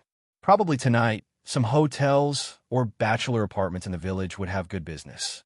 Old Eric's family was in the apartment business, but he did not consider whether he should temporarily increase the rent. Because the sacrifice girls who went up the mountain today were the 3 women of old Eric's family. 3 sacrifices in one family. Such a huge honor had fallen on old Eric's head, and he had fainted from happiness long ago. She held his hand and stood in the crowd nervously, listening to the whispers of the elf men and women. Her palms unknowingly became moist. "Are you nervous?" he asked in a low voice. "Who's not nervous?"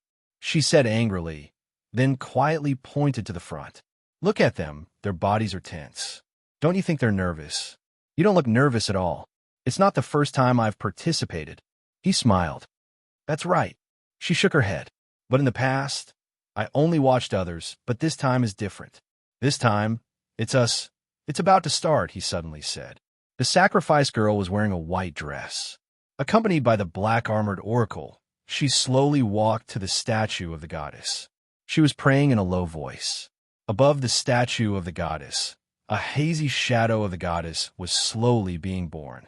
The village elder said to let the young men and women who wanted to receive blessings come out and receive the goddess's blessings. The crowd began to separate. The young men and women held hands and slowly walked past her and him, but she didn't have the intention to move at this time. He looked at her and asked, "Aren't we going?" She lowered her head and didn't say anything. After a while, She gently pulled his clothes and said in a hoarse voice, Luo, let's come again next time, okay? Why? He asked in confusion.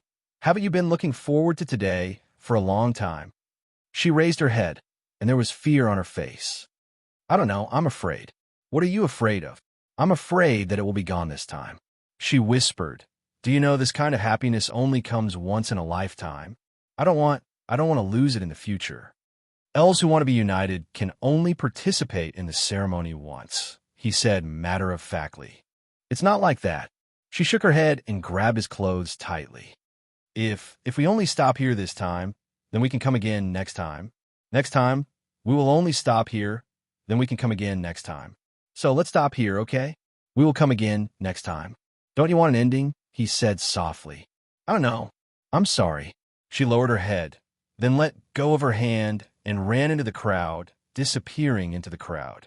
He was left standing in the crowd, in the midst of the smoke. Then, the smoke dissipated and black flowers bloomed everywhere. They shattered and disappeared bit by bit. The opposite shore began to dim bit by bit. She returned to the water wheel station she was waiting for and sat there, looking at the disappearing street, the disappearing crowd, and the stream that gradually stopped. Finally, the entire world disappeared, and only this lonely water wheel station was left. She was still sitting here. Suddenly, the squeaking sound of footsteps sounded with the arrival of footsteps. She turned back abruptly. Luo, why are you? She stood up in a panic, her face pale. Don't come. You disappear. You disappear first. I'll be fine soon. I'll be fine soon. We'll meet again later. You disappear first. He still walked in front of her. The darkness that kept expanding was unable to touch him in the end, until he finally arrived in front of her. I've been here for a long time. He looked at her and said, This is the 1000th time. Miss Mayfair, don't you want to wake up? I don't want to listen. She held her ears tightly. I don't want to listen to you. You disappear. You disappear. I'll create a new beginning. You disappear. You disappear. If I really disappear, he said softly. He said softly, then can you still find this place? Miss Mayfair, I came here in response to your expectations. She looked at him blankly. He said calmly, I think it's already possible. What's your wish? Can you give me another candy? She looked up with a sad smile. I'm talking about this. With that said, the elf lady rushed forward recklessly and hugged his body tightly. She stood on her tiptoes and touched the sweet smell that she had been waiting for a long time. After a long time, white patterns instantly blossomed under the elf lady's feet. Like ripples dripping into water, they slowly spread out, fading away all the darkness. What followed was a pure world. Thank you for accompanying me for the 1000th time. The elf lady opened her arms and gave him a smile. Then she slowly closed her eyes. Finally, the elf lady's body turned into a ray of light. When the light faded from the elven lady's body, she no longer had the appearance of Mayfair. She had the appearance of an even smaller little girl. Subworld Administrator number 00361 Araya. Dear Root Manager, what can I do for you? Hashtag PS 8384. Chapter 1827. Boss Luo was no stranger to Araya. Whether it was the Araya in his own subworld or the other subworlds that he had briefly visited, he had come into contact with them. However, the Araya in front of him, who claimed to be 0361, was slightly different from the one he had come into contact with before. To be specific, she was slightly duller. You're not complete, right? Boss Luo sized her up and had an answer. Confirmed, this is part of the carrier. However, it does not affect communication. Sub-Administrator 0361 has a complete data record. Boss Luo nodded and walked closer. He saw that the girl in the white dress was motionless at this moment. Tell me your story. I'm talking about the part about the two goddesses, Gloria and Prama. The girl in the white dress in front of him, number 0361, began her calm narration. This world belonged to the magic civilization, and it was already the 6th reboot. In the beginning, in order to promote the development of the civilization, The will of the subworld personally went down and projected the two goddesses of creation, namely Gloria and Prema. Gloria represented reincarnation, while Prema represented creation. Thus, under the guidance of the two goddesses, this world ushered in rapid development. So, in addition to writing the script in the dark, you will also personally go down. Boss Luo heard something different. Confirmed, any method that can allow the hotbed to hatch to meet the original conditions should be tried. Boss Luo nodded. Continue. Under the narration of number 0361, Boss Luo quickly understood the world in this chessboard. In a short time, it had already reached the predetermined progress. However, just as the two goddesses were planning to continue the development of the world, a powerful force invaded. It crazily swallowed the will of the subworld. This powerful invading force even quickly plundered the origin of the subworld. In the end, in order to preserve the most precious civilization data of the child world, the two goddesses created the final elven home. They condensed the last of their power within the elven home, barely resisting the invasion of the mysterious power. However, at this time, because most of the subworld's origins have been plundered, the consciousness of Araya 036, one sleeping in Gloria, and Prema, couldn't wake up. Until now, as the reincarnator of Glyph, Mephistopheles had also retrieved the complete divine power of Glyph. After experiencing several shocking changes, he finally succeeded in awakening part of the consciousness of Alea 0361, which was hidden within this power. In other words, half of you are still in Prema's body. Boss Luo thought for a moment and said, I haven't found any traces of Prema in the elven homeland. Oh, there should be a dagger item that can summon her power. After the creation of the elven homeland, the invading forces have never given up on the idea of devouring it completely. They have been involved many times. What do you mean? Through setting this so-called mission, entering the elven homeland, nibbling away the remaining power of the two goddesses step by step, and finally successfully breaking through the isolation between the elven homeland and the outside world. The so-called servant is the executor of the complete devouring plan. So, Boss Luo muttered, if someone continuously activates the game, chessboard, they can continuously reduce your power. However, because the power of chessboard has quietly entered the elven homeland, so even if you know this is happening, you can only watch. I once thought of doing something, but as the reincarnate of Gloria, I fell into a state of chaos, so the degree of the invading forces kept increasing. Now that you have woken up, then what do you plan to do? Boss Luo couldn't help but ask curiously. It was the first time he heard of a subworld's administrator being reduced to such a state. Of course, it was not impossible. In the crevices of the dimensions, there were indeed powerful beings with such power. Other things aside, heaven had always been exploring and conquering new subworlds, and no one knew how many subworlds they had conquered and spread the legends. The erosion is irreversible, and my remaining power is not enough to restart the world again. Even if I wake up now, I can't stop the worst from happening. Therefore, before I finally die, I hope to preserve the data of the 6 experiments of this subworld, or even send it out. It's a pity that I haven't been able to connect to the primordial will, which is the manager's system will. I haven't seen it either. Boss Luo suddenly said, you are the root administrator and have the highest authority. This data can be temporarily given to you. As she spoke, the white-clothed girl slowly raised her hands, and the data of the 6 restarts of the subworld condensed into a ball of light and slowly floated in front of Boss Luo. You're giving it to me? Boss Luo couldn't help but frown. Confirm, Boss Luo shook his head and said, but I don't have any use for this thing. The white-clothed girl said slowly, please give it to any administrator, and it may be able to optimize the civilization experiment. I suggest that it is best to give it to a sub-administrator of the same civilization experiment site. Boss Luo played with the ball of light in his hand, and suddenly asked, you've been holding on just to protect this data. Now that you've given it to me, that means you have no reason to hold on.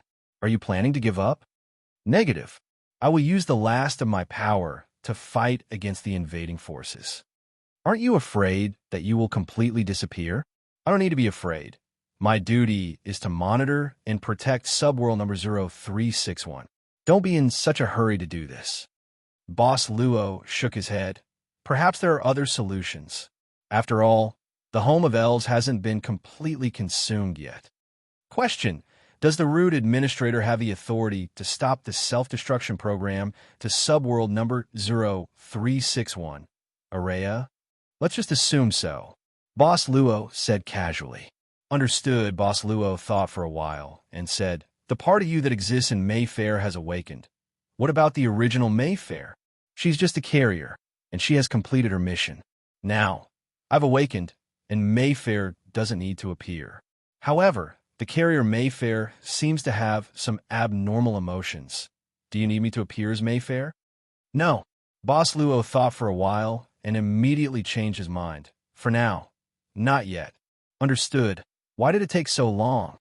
Looking at the huge leaf bud that wanted to bloom but seemed to be stuck, Dr. Gores couldn't help but frown. The two Mayfair and Boss Luo had been inside for quite some time. There were visible cracks all around. The land of elves seemed like it would completely shatter with a light touch. At that moment, he was with Tina and Marek, who had a gloomy expression.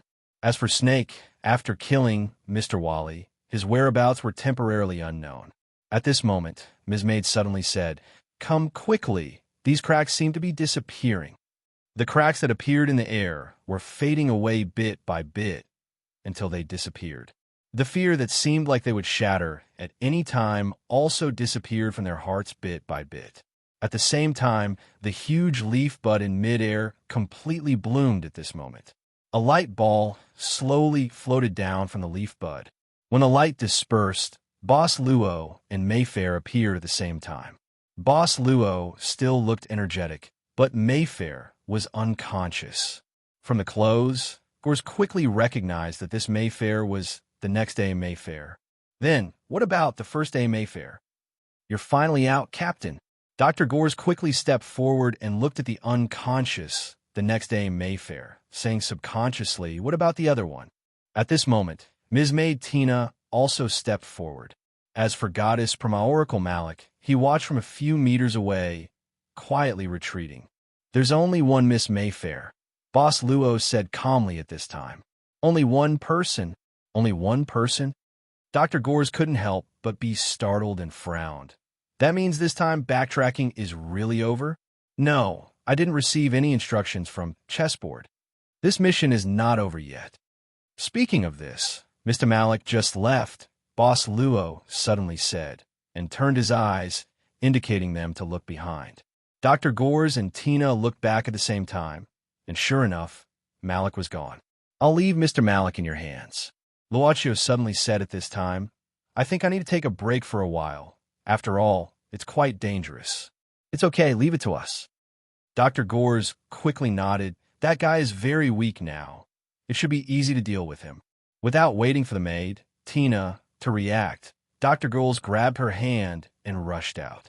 In just a blink of an eye, they were nowhere to be seen. These two servants, do you need to kill them? Suddenly, the girl in white appeared beside Boss Luo and asked.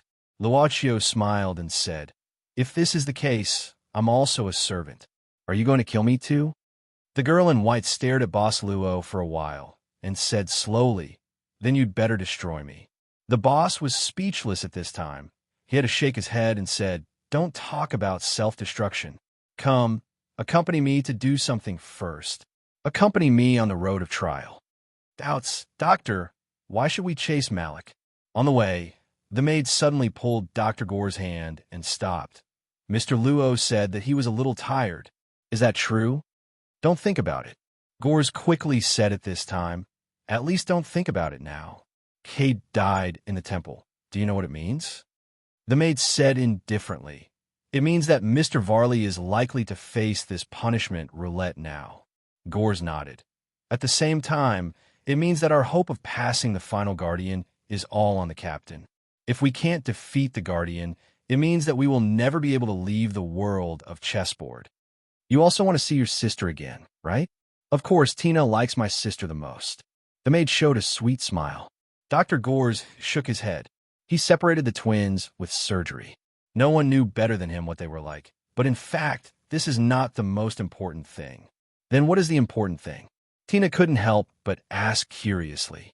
Dr. Gores frowned and said, "The important thing is I suspect that our captain may have some unknown relationship with chessboard, or the world of chessboard." Tina's expression suddenly became dignified. Dr. Gores quickly said, "You see, as the owner of chessboard, Mr. Varley has always been the winner. No one could defeat him in a challenge. The game of chessboard should be a way for him to have fun. But this time his servant died. I have seen Cade Varley. He came twice with the power of the ultimate profession, but he was still defeated. Moreover, the way he was defeated was like the way Mr. Varley used to play with those challengers. So, can't you suspect something?" Tina is just a little maid. Tina doesn't know as much as the doctor, the maid said softly. Dr. Gores rolled his eyes. "Listen, the origin of this chessboard is mysterious, but I know that the chessboard can't be produced by the inhuman realm. The origin of this thing is not that simple. Cade Varley is dead. Mr. Varley is likely to be punished by the punishment roulette at this time, or even be swallowed by the chessboard. But our game has to continue. Don't forget that the servant of the young lady hasn't appeared yet." "So what?" Tina was surprised. "There's one thing that I think you don't know." Dr. Gores said mysteriously at this time.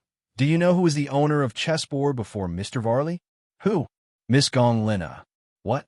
Dr. Gores said seriously. "I accidentally heard Mr. Butler mention it. He once said that chessboard was originally a birthday gift from Miss Gong Lina on Mr. Varley's 100th birthday." Before the maid could be surprised, she looked straight ahead. "I see it. Malik. Castle, banquet hall." Mr. Varley's palm that was reaching for the function card box suddenly stopped, and then his eyes suddenly opened. He saw Cade Varley's servant card in the roaring forest. Area quietly turned into flying ash. Cade Varley is dead. Mr. Varley looked at his servant card that disappeared in a daze. He subconsciously looked at the people around the chessboard and took a small step back involuntarily. At the same time, a red and black roulette slowly appeared in front of him. Hashtag, hashtag, hashtag, hashtag, hashtag PS. As usual. Chapter 1828. The punishment roulette had appeared for the third time. The first time, it took Mr. COR of the inspection team away directly. The second time, Mr. Varley was able to avoid it once because of the function card. However, when it appeared for the third time, and it appeared in front of Mr. Varley again, he seemed to be unable to find a way to avoid the roulette's punishment. Although the punishment roulette always had grids to avoid all punishments, Mr. Varley knew very well that no one had ever successfully turned the roulette's pointer to this special grid. He had studied the chessboard for a long time, but he had never really turned this punishment roulette. Therefore, he had never really understood the punishment roulette, but he had seen it many times. He knew what kind of reaction and despair the masters who faced the punishment roulette had when they failed. "I lost. I actually lost." Mr. Varley grabbed the edge of the chessboard with both hands. What kind of fear made this noble vampire with a noble bloodline break out in cold sweat at this moment? The sweat had already wet his forehead in the short span of a few breaths. A few strands of hair even fell down, looking messy. "Yes, my brother Varley, you really lost, although I'm also surprised." Miss Gong Lina restrained the smile on her face at this time. She seemed to be really surprised. "This is the first time I see you lose the chessboard game. It is also the first time I see you really turning this punishment roulette." "I don't believe it." Mr. Varley calmed down and shook his head. "I won't lose.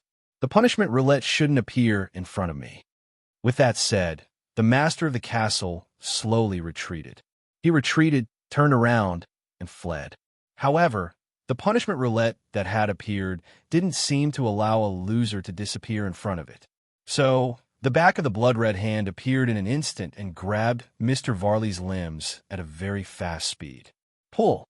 Mr. Varley resisted the pull of the blood-red arm, but his body was pulled to the front of the roulette little by little. Finally, the master of the castle gritted his teeth. His eyes turned blood-red, and the sharp vampire fangs broke through his lips. Blood-red light was crazily released from Mr. Varley's body like smoke, and a powerful force began to shake the entire castle. At this stage in the modern world, this was also a very powerful force. Miss Maid, who was training the Black Dragon and the Black Hound, took a few more glances and then continued to train the dogs. However, Black Hound and Black Dragon were frightened by Mr. Wally's power. Although it was their instinct to bring something back, it was also their instinct to fear danger. Okay? At this time, Miss Gonglina's eyes lit up at the powerful power released by Mr. Varley. She muttered to herself, "He is much stronger than when he left the clan. It seems that these years have not been wasted.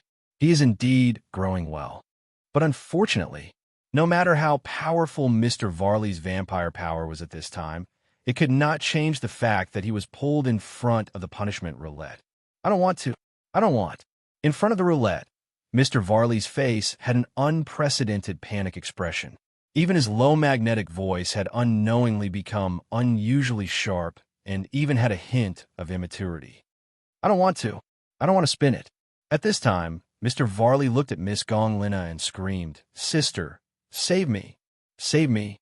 I don't want to spin this roulette." This was completely a child's voice. In front of the punishment roulette, Mr. Varley's power gradually faded. At the same time, his body shrank little by little. In just a moment, Mr. Varley, who had a mustache and tidied himself up elegantly and maturely, turned into a child who was only 12 or 13 years old. "Save me, sister, save me." The ghoul bodyguards were shocked. They looked at their master's change in disbelief and horror, and even forgot to think. The crying child in front of them was actually their master? Butler Lisa was calm at this moment, as if he wasn't too surprised by this. Miss Gonglina, on the other hand, shook her head. "What a naughty little brother. I originally thought that you would continue playing the adult game." Mr. Wally didn't care about Gonglina's sarcasm at this time. He just tried his best to resist the punishment from the punishment roulette. But his palm was finally pressed on the roulette and was about to turn it. "I'll listen to you. Sister Gonglina, I'll listen to you. I'll be obedient. Save me." Varley screamed in horror. "Lisa, help me. Help me." "Miss, you should help the young master," Mr. Butler said slowly. "He's also Madam's child, just like you." The eldest daughter of the Tsimishes said calmly, "It's because we share the same mother that I've tolerated his misdeeds all these years. Wally, if you don't want to spin the wheel, then be my follower." "Your servant." Young Varley was shocked and blurted out, "You have that function card?" At this time, Miss Gonglina flipped over a function card from her preparation area and said indifferently, "Last chance. You should be clear about the function of this card. This is your only chance. Choose for yourself." Young Varley couldn't control his fingers anymore. Seeing that the roulette was about to spin, young Varley clenched his teeth and held on. Finally, at the moment when the roulette was about to spin, young Varley screamed, "I promise you. I promise you." In an instant, young Varley's body turned into a light and directly entered the chessboard. At the same time, a new servant card appeared beside Miss Gonglina's servant card, Tang Tianlin. The punishment roulette disappeared quietly, and the banquet hall was quiet again. But the ghouls were scared and stood in the corner, trembling. "I'm sorry. This last chance can make a master who has lost a servant become the card holder's servant. This is a way to avoid spinning the punishment roulette, although it's not a very good ending for the master himself." Miss Gonglina looked at Miss Maid at this time and sighed. "My younger brother has been quite naughty since he was young. He never grew up and always thought that he was mature enough. But in fact, his body and mind have been stuck at the age of 12 for some special reasons." "Oh." Miss Maid nodded and immediately asked curiously, "What happened just now?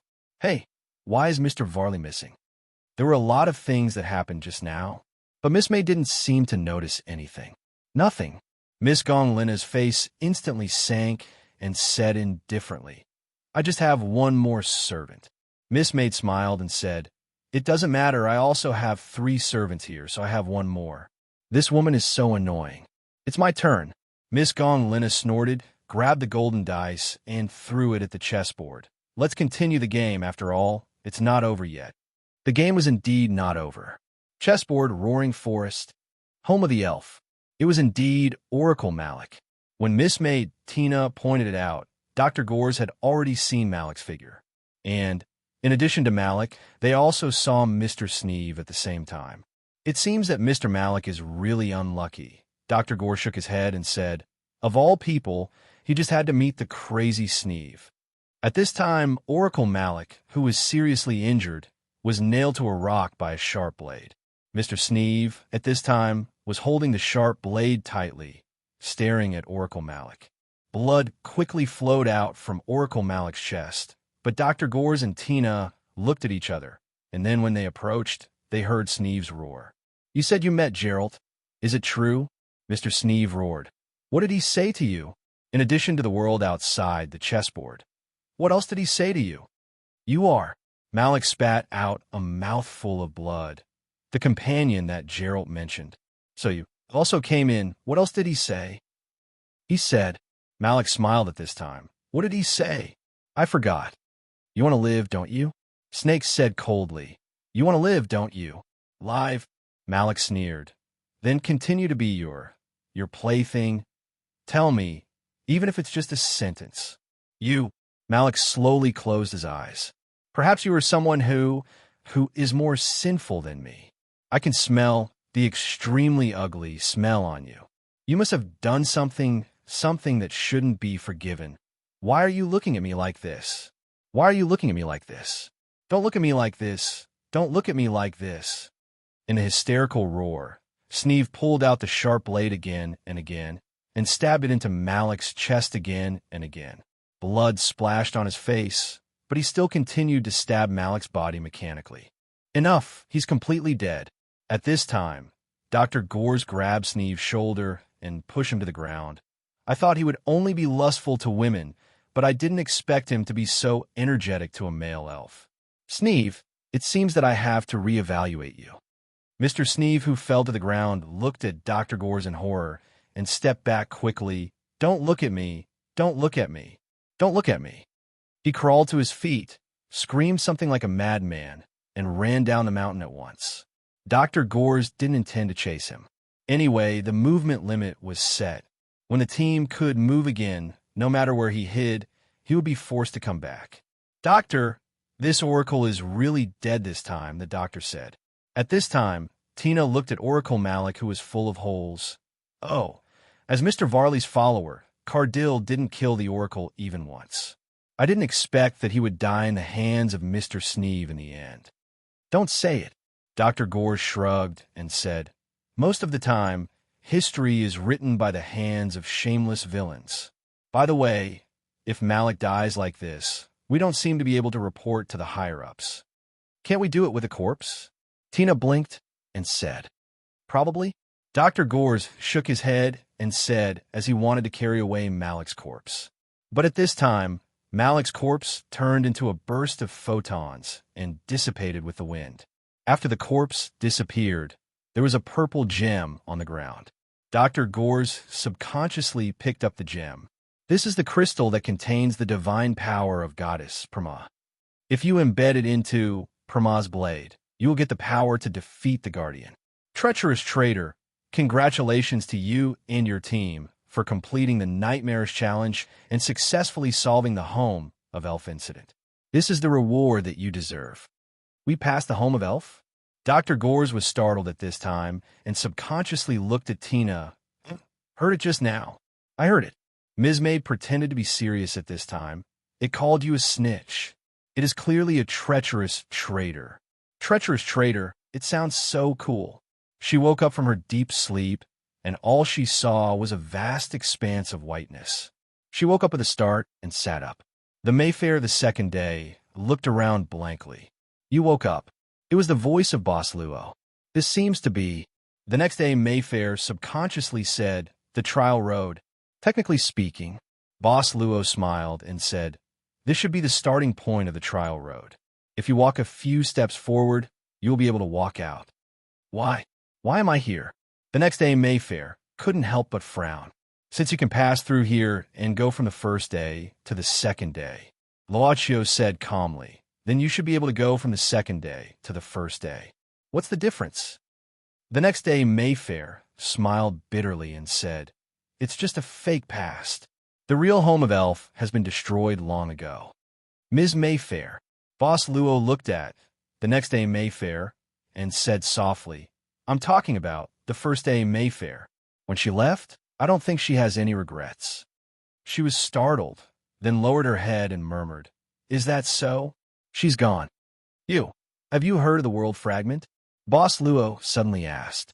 The Mephistopheles of the second day subconsciously raised his head and revealed a blank expression. World fragment? Boss Luo nodded and said slowly, Generally speaking, a world fragment is a small section cut out from the original poem glyph, and then a new history. It can be the same, but it can also be different. Of course, it will be relatively small, sometimes even very small, and it is very easy to walk to the end.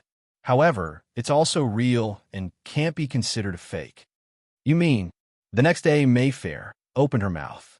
Gloria, Escada's power may be very strong, Boss Luo said bluntly, but it is not that easy to let history repeat on the same day continuously.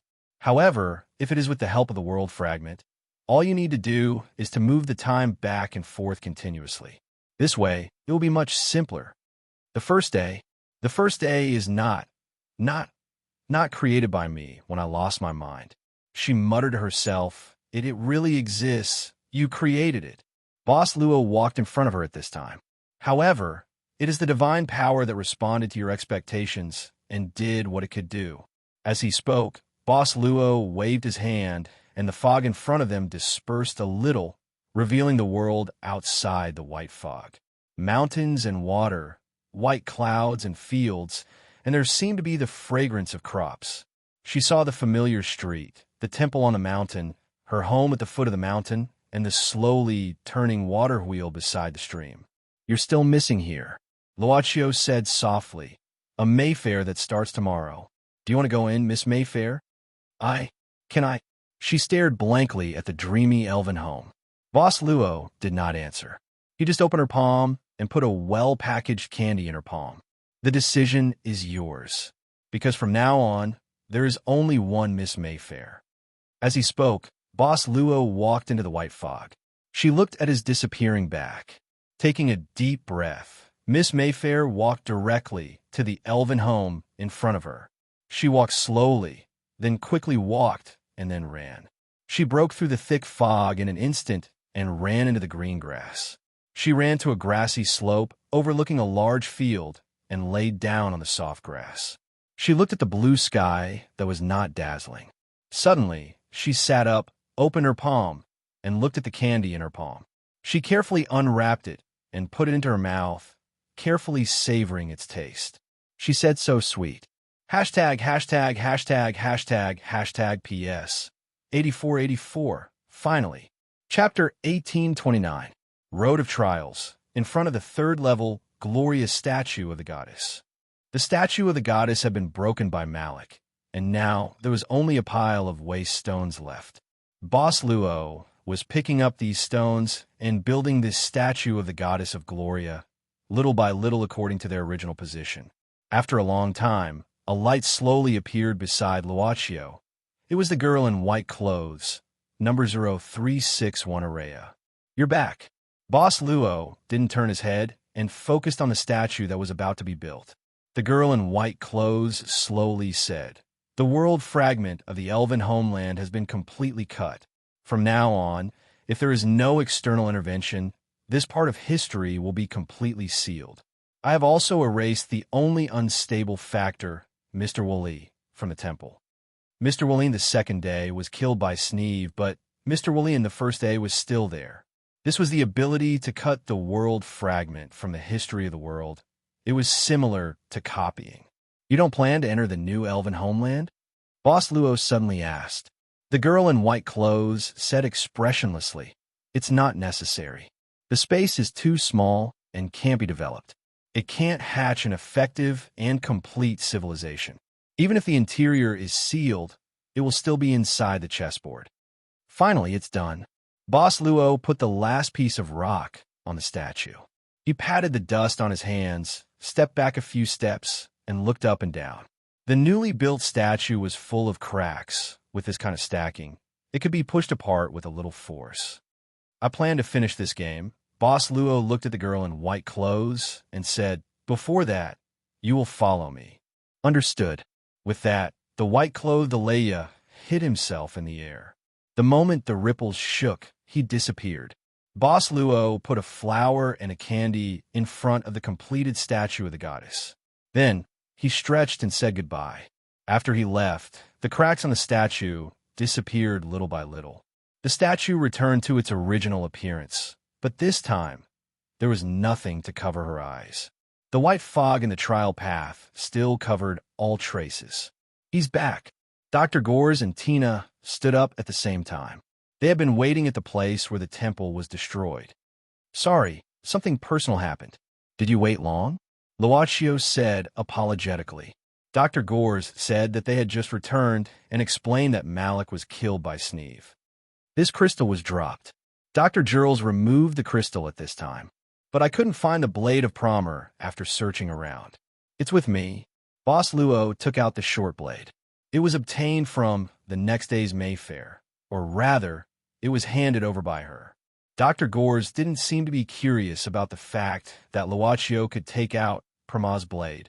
Or maybe he had begun to get used to the ability of the captain to take out treasures from time to time. Without further ado, Kieran took Promer's blade and embedded it into the crystal. Instantly, the dull Promer's blade started to undergo some strange changes. There was an awe-inspiring aura emitting from Promer's blade. This was the item that could be used to deal with the final keeper. Then, when Boss Luo met Mr. Wally in the Godly Palace for the first time, Mr. Wally said that the item used to pass the game was actually a special kind of flower, which was used to make the keeper fall into a depressed state. Of course, it was a lie, because Luaccio didn't bring the correct code. Only Cade brought it. He was the real follower of Mr. Varley. "Let's leave here," Tina suggested. "We have stayed in the elven hometown for a long time. I want to go to a place," Boss Luo suddenly said. The two of them showed a puzzled expression at the same time. They saw Boss Luo jump to the high ground at this time, glancing at the ruins of the shrine as if he was looking for something. After a while, Boss Luo jumped toward direction.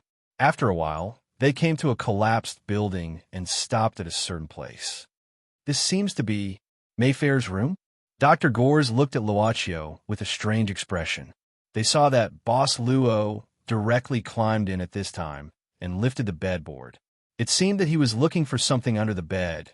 Girth and Tina couldn't help stepping forward because they were too angry. There was a box the size of a wash basin under the bed. They opened the box and looked at the things inside. "What's this?" Dr. Gores was startled. "A pile of stones?" Dr. Gores subconsciously picked up one of the stones and looked at it carefully. He found that there was nothing special about these stones. If it was an item that was already in his possession, he would definitely get a notification from the chessboard. Even if it was a rusty sword, there would at least be a message like, "Rusty sword, almost no attack power." These stones look like a big broken slate. Ms. Maid thought for a while and said, "What are the words engraved on it? Is it the Elven language?" "You'll know after studying it," Boss Luo said casually and then put away the box. Dr. Gores shook his head. Boss Luo's mysterious appearance confirmed his guess that Boss Luo might have some special relationship with the chessboard, but it wasn't the right time to investigate. Now, the hope of clearing the level was all on Boss Luo. They had to rely on Boss Luo for food, so they had to be careful. It was a pity that the gem that could absorb damage had been used when he was disguised as an oracle by Malik. Otherwise, if he could bring out the chessboard after clearing the level, it would be a rare treasure. And the invisibility scroll. Dr. Gores suddenly realized that he had been busy for a long time, but in the end, he didn't seem to get anything. But didn't he already have those things in his hands? "Doctor, what are you thinking about?" Tina asked curiously when she saw Dr. Gores was silent. Dr. Gores had an idea and said casually, "Nothing, just there's something I don't understand." "What is it?" Dr. Gores shrugged and said, "I just don't understand why Malik placed a coffin made of luminous stone in his room." Boss Luo suddenly said, "After people die, they are placed in the coffin. Maybe for Mr. Malik, death means separation from this world." Dr. Gores and Tina were stunned. Luaccio smiled and said, "Of course, there's also such a saying, death is the path to another world. That can only be a place like the underworld." Dr. Gore said casually, "That guy killed so many of his companions, he can't buy a ticket to heaven, right?" "That's unknown." Boss Luo smiled casually and said, "Let's go, the connection with the master has been restored." "Really?" Gores and Tina showed a hint of joy at the same time, as if the sky had finally cleared up. "There's one more thing," Boss Luo said casually. "Mr. Varley outside has now become Ms. Gong Lina's servant and has also joined the world of chessboard." "What?" Dr. Gores was stunned and said incredulously, "Gong Lina actually got last chance." New dark clouds seemed to appear in the clear sky. Dr. Gores was silent at once. "Mr. Gore seems to have a deep understanding of chessboard," Boss Luo said casually. "You guess what happened so quickly."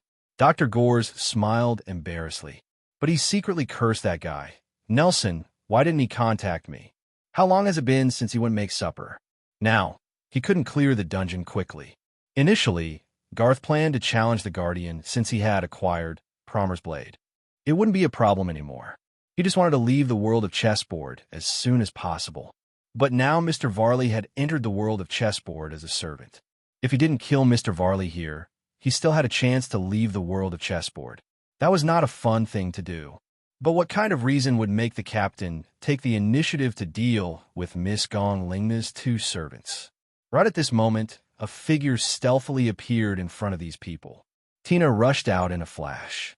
After a short while, she carried a person and walked back. The person carried back by Miss Maid was surprisingly Nan Xiaonan, who had barely fought monsters to level up. You seem to be one of Nelson's kitchen helpers?" Dr. Gores couldn't help but frown. "Why are you here? Will we meet again, everyone?" Nan Xiaonan showed a rather ugly smile at this time. She wanted to say that they met again, Mr. Luo, but this was tantamount to revealing that she and Mr. Luo had known each other for a long time. Before figuring out the real reason why Mr. Luo came to Varley's castle, it was better to keep this secret for the time being. "You are the butler's servant," Tina said indifferently at this time. "Did Mr. Butler ask you to snipe us to avenge Mr. Varley?" Nan Xiaonan quickly shook her head at this time and said, "I don't know anything. I just followed the order to form an alliance with Mr. Cardill, and then I was brought here. But he thought I was useless, so he left me aside. It seems that this Mr. Cardill is already dead. Her level is very low, and she doesn't even have a profession. She's just a villager," Tina said indifferently at this time. "At present, she is just a useless model. She is not a threat." Gores thought for a while and said, "Lisa and I have a good relationship. Since you are his servant, I don't intend to embarrass you. Why don't you tell Lisa to take the initiative to communicate with our masters and form an alliance with us? Tell Lisa that we have obtained the important item to defeat the Keeper. He will know how to choose. In fact, I came for this matter," Nan Xiaonan said seriously at this time. "Mr. Butler has said that he hopes I can join your team here." "Oh," Gores turned his eyes and immediately nodded. "That's right. Lisa just has a bad memory, but it's not that he can't understand the situation. Such a choice is also expected." Dr. Gores was so eager to facilitate this alliance. It was just to pull the butler of the castle into his camp. There was no reason for him to be the only traitor. If he had to die, he would die together. At this time, the butler left his original position expressionlessly. At this time, all the function card in his preparation area had been directly transferred to Miss Maid's function card preparation area. Then, there's nothing for me to do. The butler did not seem to be alarmed by the encounter of the owner of the castle. He still looked tired with a pair of dark circles under his eyes and said stiffly, "I'll go and see how the food is prepared. After all, Narsen has been gone for a long time. Something might have happened." The Gould bodyguards curled up in a corner and watched the butler leave. Suddenly, they said in unison, "Mr. Lisa, wait for us. We will go with you." They did not want to stay in this place anymore. Even the owner of the castle was trapped in this strange chessboard. They did not want to know what terrible things would happen next. Miss Gong Lina picked up the dice for throwing action points indifferently and looked at Miss Maid with a chuckle. "I didn't expect that it would become a decisive battle between the two of us in the end." I don't intend to throw action points anymore. I'll wait for your arrival here. The place where the last guardian is called is where my servants are now, in the king's city. As she spoke, Miss Gonglina threw the dice in her hand at Miss Maid. She clearly saw that Miss Maid had just thrown a glove for Black Hound and Black Dragon to pick it up and did not have time to put on a new glove. She either caught it or hurriedly avoided it. In any case, she was at a disadvantage. A black shadow appeared like a flash of lightning and caught the dice with its mouth. It turned out to be Black Hound and Black Dragon. It was really worth the training of picking up the glove. Black Dragon jumped from a distance and steadily held the dice in its mouth. At this time, it wagged its tail and came to the front of Miss Maid, raising its head high. You seem to be called Black Dragon, right? Miss Maid smiled slightly, put on a new glove calmly, and touched Black Hound's head. Good Black Dragon, I'll give you something to eat later. Its tail wagged more vigorously. Finally, there will be something to eat. Hashtag, hashtag, hashtag, hashtag, hashtag, PS1. Thank, a fleeting dream without a trace, for the tip. Serve tea to the capitalist boss. PS2, 0 to 1. PS3, today is not the same as usual. I want to rest.